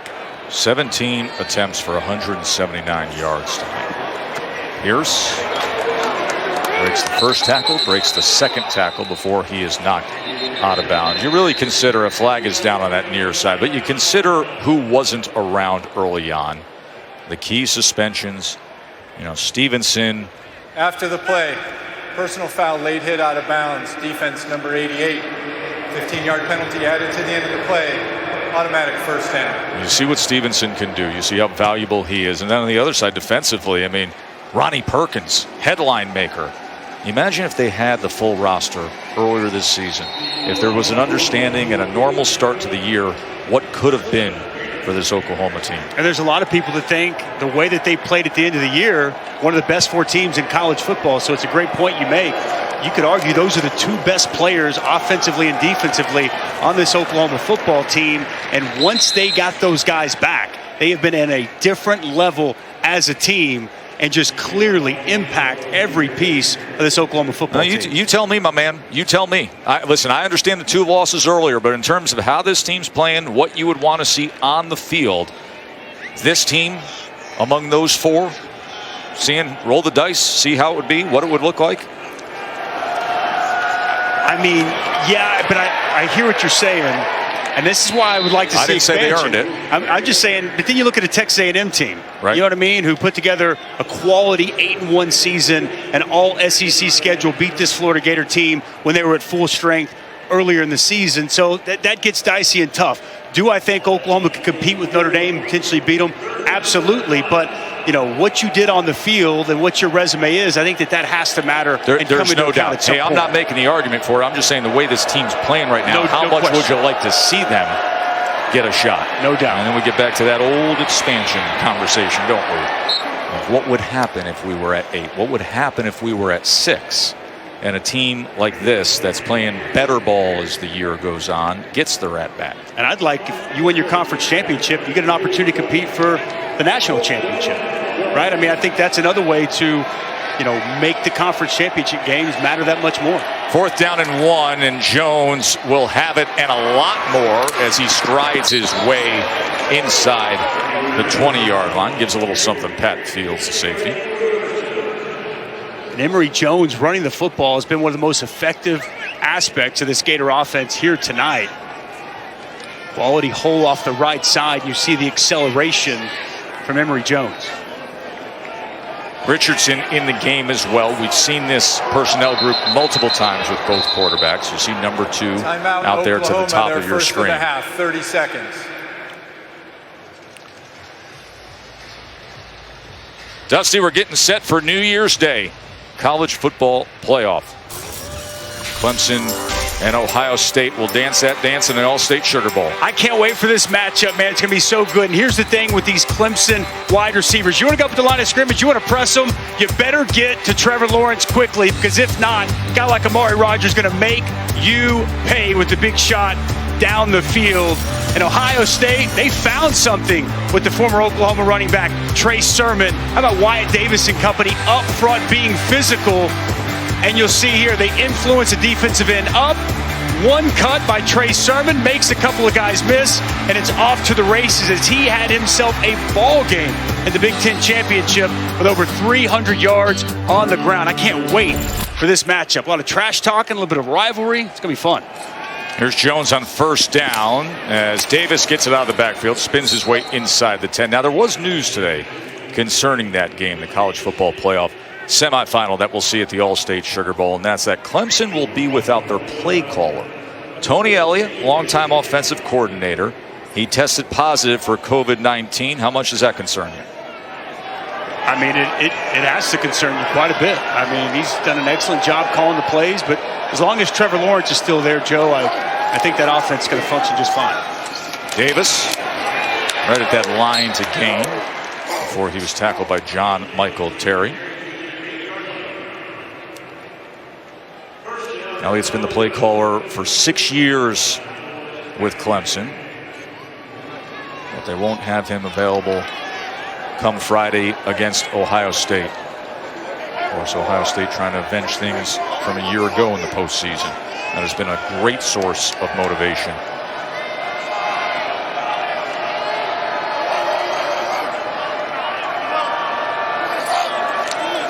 Jones, design quarterback run, cannot spin away from Ronnie Perkins. The athleticism and pursuit of Perkins, and Jones had no chance. Well, it's about pad leverage, and he's going to split a double team. Watch him work right here. He's going to split this double team, square back up, and make this play. Splits the double team, knocks off the puller, and makes the play. That's a quality individual effort by Ronnie Perkins. That's the end of the third quarter.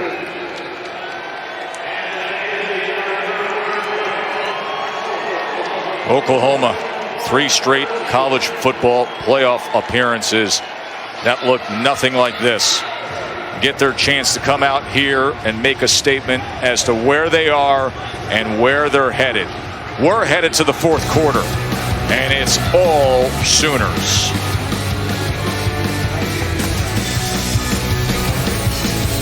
Riley laser focused with his players, and Florida kind of aimlessly walking down the field, getting ready to start this 4th quarter.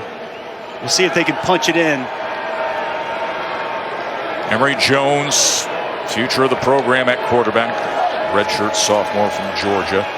Running option here on the pitch to Pierce, and Pierce is met and sent out of bounds. DJ Graham coming from that corner spot. A physical football game for this Oklahoma defense here so far, as they have lived up to the billing. We talked in the onset about the improvements made on that side of the ball. It's come to fruition here tonight. What a change from recent years. 3rd and goal. Jones with time goes underneath. A flag is down as Pat Fields came in hard that time on Naquan Wright at the 3-yard line. There's Pat, who had his first career interception right here in the Big 12 championship game.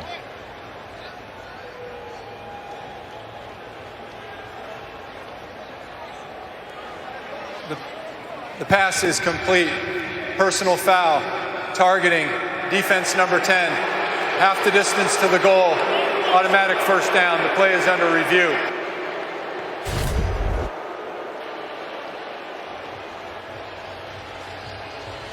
There's a targeting call right there. Let's bring in John Perry for a moment. Well, we'll figure it out with our rules expert after this short break.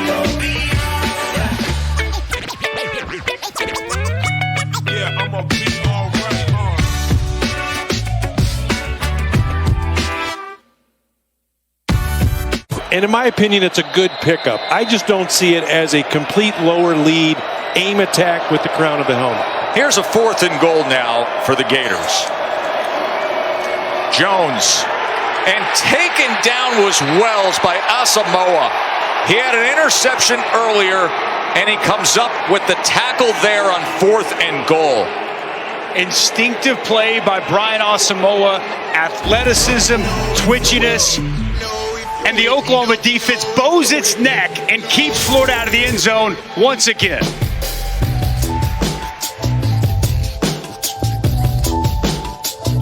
With 3 interceptions of Heisman finalist Kyle Trask in the first quarter.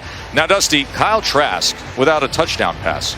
He's without a touchdown pass in a start for the first time in his career. Wow. And he's had at least 2 passing touchdowns in all but 1 of his career starts before today. Stevenson, he has had a huge night running the ball for Oklahoma. But Trask sitting there, you think about it, he's just not used to these kind of evenings. It doesn't happen, right? I mean, this guy was unbelievably prolific throughout the course of the season, clearly missing his weapons, but I think also this Oklahoma defense, as advertised, what Alex Grinch has done, the way these guys have played down the stretch, been extremely impressive to watch. Rattler trying to connect with Weiss there with a touchdown pass earlier. You know, you mentioned Alex Grinch and his defense, what they were able to do to that guy there, Trask, as he's given away to Emory Jones, a quarterback for Florida. But Grinch was at Ohio State, comes over to Oklahoma, year 2 here, and they give up 346 yards per game. And you go back to 3 previous seasons, they were giving up on average 426 yards per game. And that's what killed them when they got to this stage of the season, to the postseason. That's why I've been telling you guys, and I've heard several people, Kirk Herbstreit included, mention this is the most complete Oklahoma team we've seen in quite some time. And really sets up the prospects for next season to be one of the absolute best teams in college football. Here's Seth McGowan. Remember, he went for 73 yards earlier, and now he gets this going. What an explosive playmaker they have in Seth McGowan, the freshman. And he comes up a little bit sore at the end of that run. Seth McGowan had a 73-yard run earlier, and here he goes for 48 yards on that play. And the 73-yarder he had earlier was the 4th longest rushing play that didn't result in a touchdown in Cotton Bowl history. Watch Tyrese Robinson, 52, the big man, getting out in front, getting a block, and getting the safety, Steiner, on the ground. It's a quality run after the catch by Seth McGowan, but I like the big 335-pounder out in front. Now here is into space with Theo Howard from Rattler. 8 20-plus yard plays for Oklahoma tonight. 8 plays over 20 yards. Big play offense here tonight for the Sooners. A lot of these have been on the ground. Did you see that stat line, by the way? I mean, my man's touched the ball 4 times, and he's got 143 yards of offense. Is that any good? Pretty good. Second and 5. Likely be the feature back next season.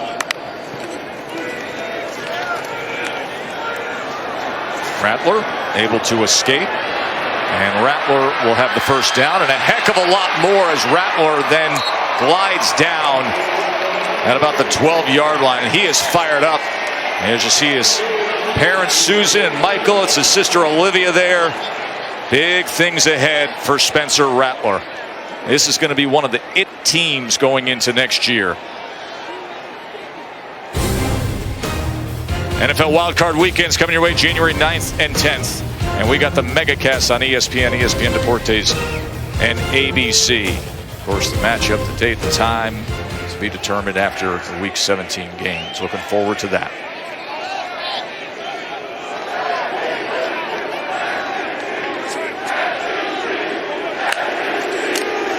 First down run.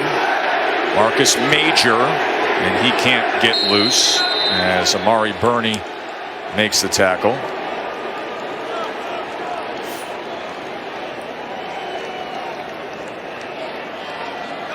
You mentioned Oklahoma talking about the prospects in the next season. Lincoln Riley himself said tonight is a night for building momentum in the next season. He even told us they got a chance to be really good. Talking about that defense, likely at least 10 of those starters that we've seen tonight back next year for this Sooner team. And obviously the quarterback who you've alluded to tonight, going to be at the very top of most preseason Heisman lists, and Spencer Rattler.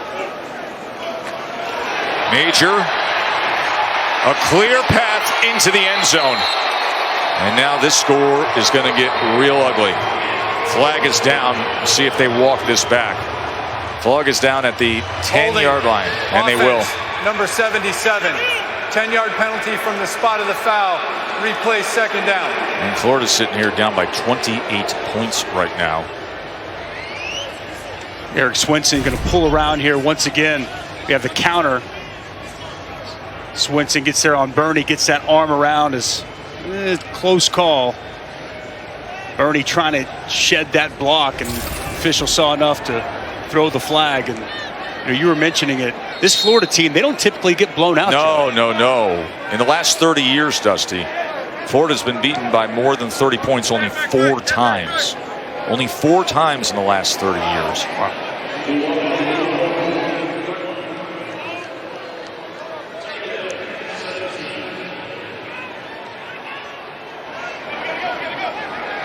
We back it up the 20-yard line on 2nd and 17. To the end zone and into the hands of Rambo. And Spencer Rattler is still getting after the Gators.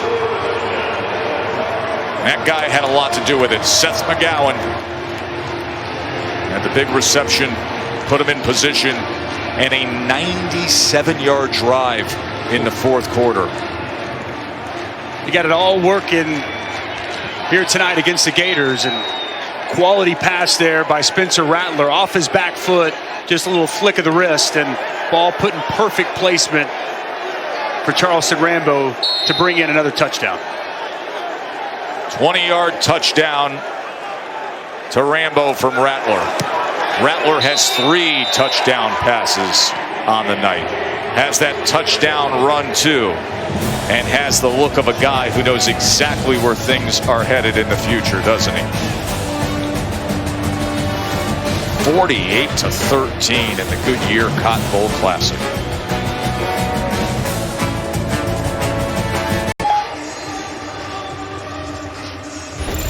College football playoff semifinals New Year's Day on ESPN, and of course on the ESPN app. Number 1 Alabama going to be on the field right here against number 4 Notre Dame in the Rose Bowl, presented by Capital One. That's at 4 o'clock Eastern. Then it is the showdown in the All-State Sugar Bowl. Number 2 Clemson, number 3 Ohio State. Got to spend some time today with the folks from Alabama. Coach Saban, Sark, the offensive coordinator, and then Devontae Smith and Mac Jones. A lot of playful banter back and forth. You deserve the Heisman. No, you deserve the Heisman. But listen, the year that Devontae Smith has had, I know he's just named the AP Player of the Year. I think he was the most dynamic player in college football. I don't get a vote, but if I did, it'd go to him. And I love the fact that a non-quarterback or non-running back position is getting so much praise and so much acclaim. And we'll see if he ultimately wins the award, but I'm with you. So dynamic, so explosive. He's been so much fun to watch this year.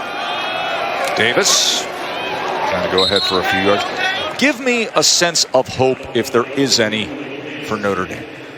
Look, I think they're going to have to be able to establish a run game, because I think the best way to play defense against Alabama is to keep them on the sidelines. Like, to me, you got to be able to play ball control. Ian Book's going to have to be able to make some throws and make some plays. But I think time of possession, keeping Mac Jones, keeping Devontae Smith, Najee Harris at bay over on the sidelines, I think that's the best, maybe only defense for what is the best offense in all of college football this year. Holly? Well, guys, one thing Notre Dame won't do is confuse Mac Jones. When we talked to him on our conference call today, it was really interesting. He has a 4.0. He just graduated with a master's degree as well, and he told us that he has 4 pages of goals that he wrote out when he first got to Alabama with the strength and conditioning coach at the time, Scott Cochran, and his father.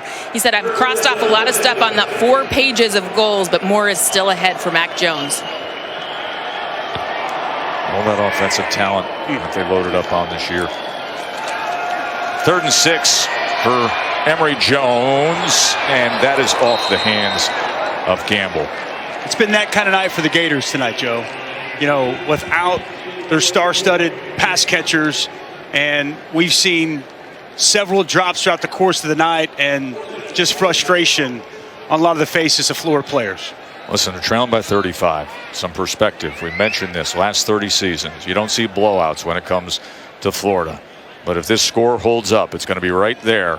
Only 4 times in the last 30 seasons they have lost by over 30.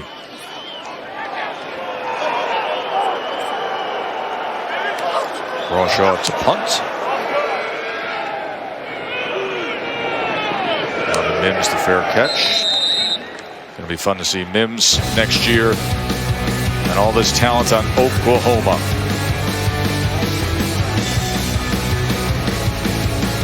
Performance. Well, there's been several players that have had great performances, but let's go with the quarterback, Spencer Rattler. Early on, dropping dimes to Marvin Mims. Well-designed play. As you see the screen to Weeze, and he gets in the open field. Combined 4 touchdowns, 3 in the air, 1 on the ground. Marcus Major adding to that total. By the way, Spencer Rattler, his night is done as Chandler Morris, the freshman from Highland Park nearby here in Dallas, is in the game.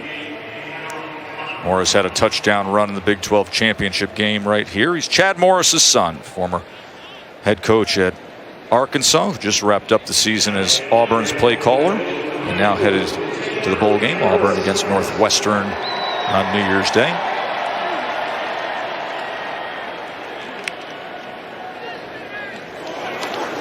Marcus Major again, and a little pad leverage to Trey Dean.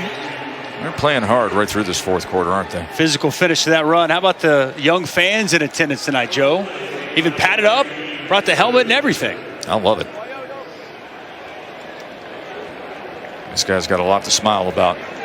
He was watching that replay of his teammate Marcus Major getting a kick out of that. Spencer Rattler, 3 touchdown passes, 1 touchdown run tonight. 2nd and 4. Morris. Quick little pitch and catch to Mikey Henderson. Haven't even said his name. And here's a guy who's got incredible speed. He's got hands. He's an instant impact player.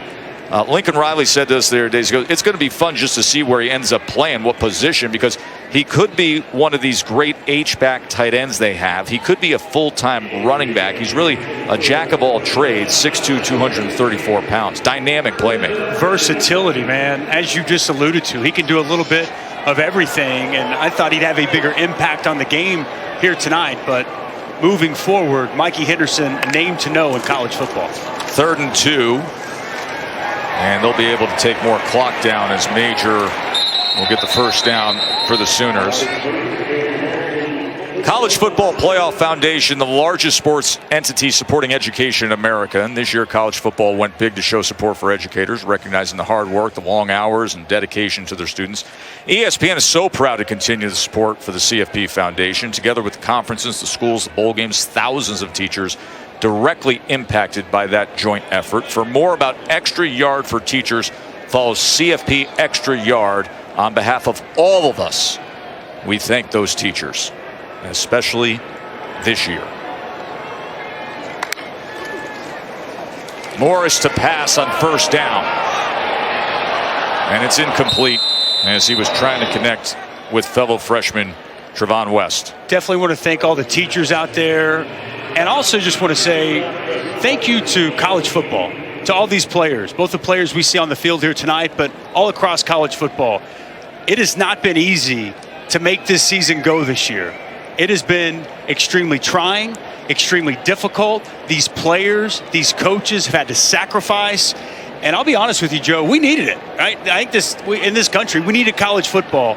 And we need to show appreciation and respect for what they put themselves through so that we can all sit back and enjoy the game of college football that we love so much. Very well said and very well done by Marcus Major. And add to the blowout. This thing just got real ugly when you look up at the bright lights on the scoreboard. Half a hundo being hung on the Gators.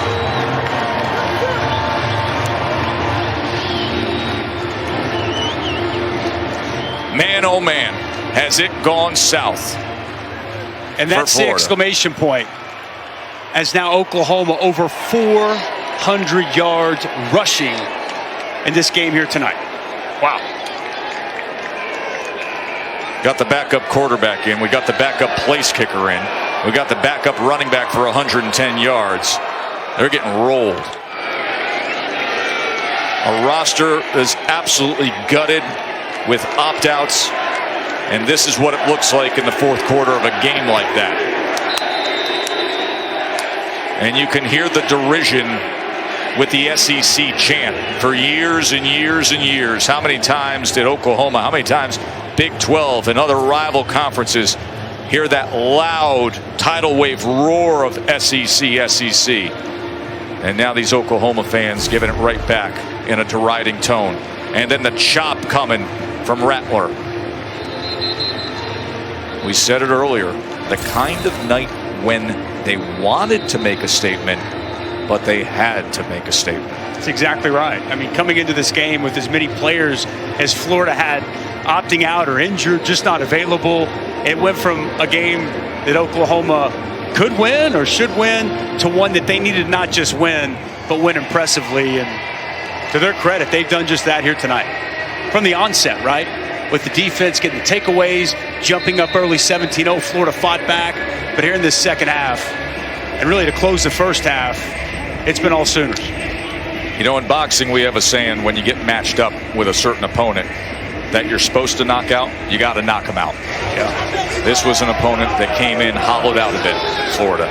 They tried. They gave it their best in that first half, but it gave way. Right on the return. Flag is down at the end of that.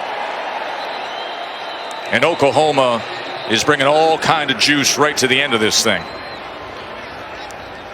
More Driven Moment is brought to you by Goodyear. And this might be the last time we see Ramondre Stevenson in a Sooner uniform.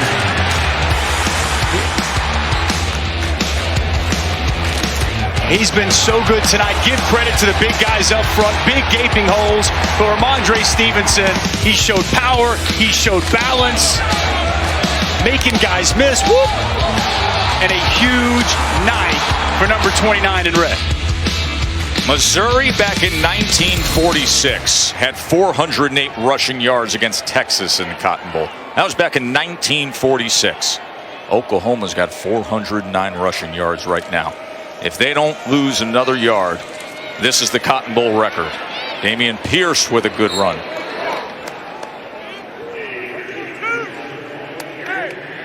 $55 points on the board for Oklahoma. That is a program record in a bowl game. Think of all the great Oklahoma teams through the years. Anthony Richardson in for Florida. True freshman quarterback. As he lowers his shoulder, he goes 6'4", 234 pounds. He's from Eastside High in Gainesville. Big time recruit. And Dusty, you know the kind of quarterback that really fits a Dan Mullen system. Big, physical, like Dak Prescott.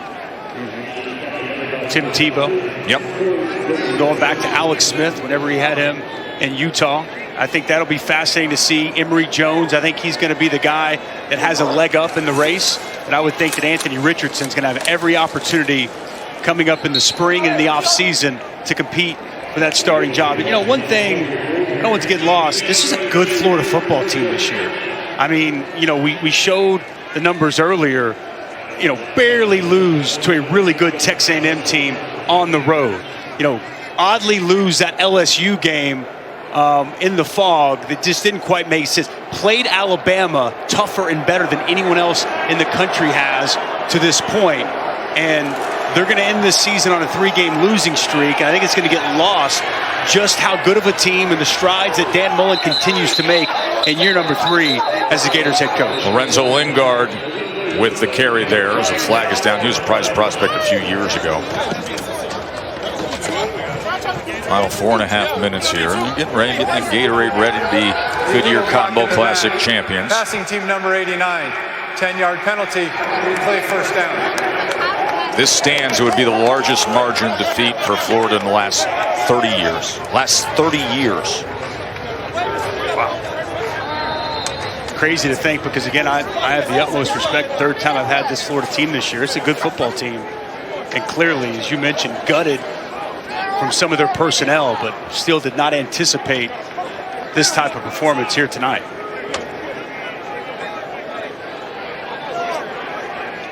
There's only so much you can ask at a certain point.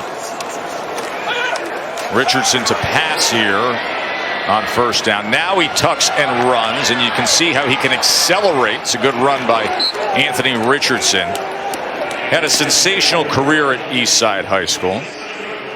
Went for over 4,600 passing yards. And if you're a big fan of the Netflix series QB1 Beyond the Lights, you'll get a hefty dose of Anthony Richardson. His senior year of high school, he was filmed for that streaming series.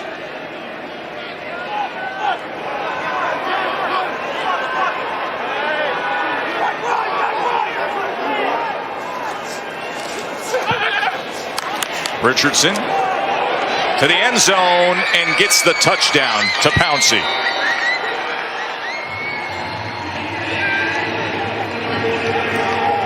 Something to build on in the offseason for the true freshman Anthony Richardson. For an injured player of the offense.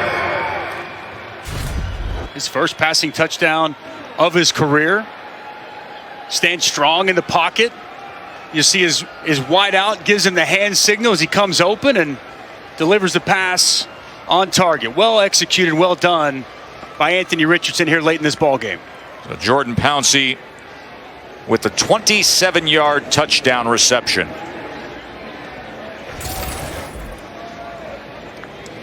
Countdown to the CFP National Championship presented by AT&T.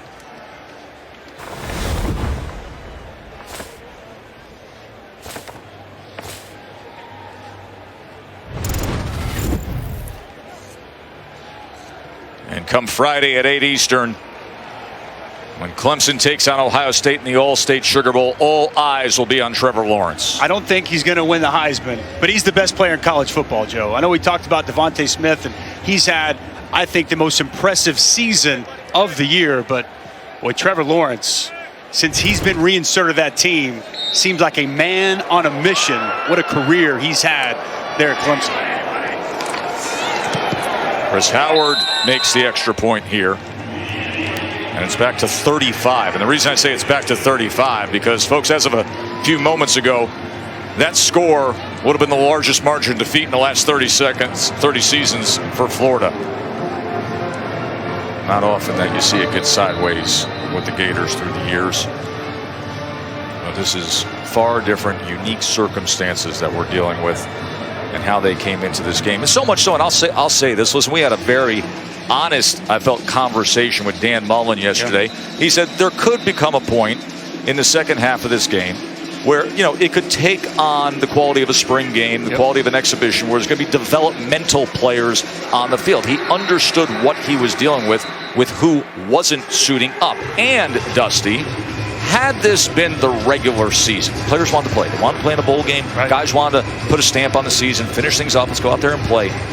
This game most likely would have been canceled with the limitations of who they had from scholarship players. That's what Coach Mullen told us. But like you said, coaches, players, they wanted to come here. They wanted to come to Arlington, play in the Cotton Bowl. Compete, they said. They wanted to compete. They wanted to give opportunities for young guys on a big stage and, you know, get a look and see what the prospects for next year might hold.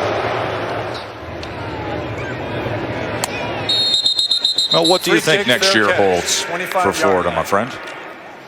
I'm anticipating this quarterback battle. You know, I think Emory Jones, again, I think he's going to be the guy that walks in there and you expect he could potentially win the matchup. But, you know, Anthony Richardson, with his size, his athleticism, I think it could be fascinating to see exactly what Dan Mullen might do with one or maybe even both of those quarterbacks. I think that's where it has to start, though, right? Because when you think of Dan Mullen, when you think of his teams, I mean, he is a quarterback guru, as we talked about earlier with Tebow, Alex Smith, Dak.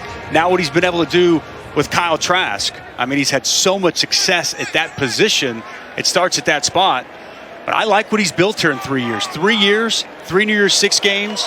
And again, one thing they hadn't done since he gotten to the SEC championship game this season. Schaefer in at quarterback, as they're going to be unloading the bench here, Holly.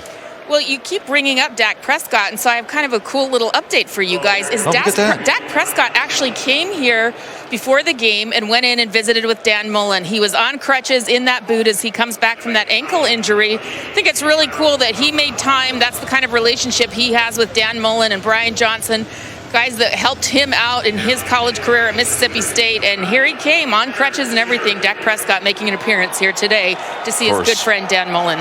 And Holly, that high water mark in 2014, Mississippi State, remember he got off that 9-0 start. Mikey Henderson with the carry. We told you he can do it all. Put him in the backfield, have him play H-back.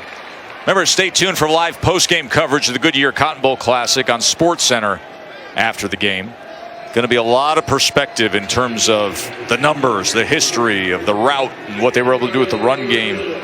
Some of the historical perspective that we've already shared with you. 55 points, a program record for a bowl game for Oklahoma.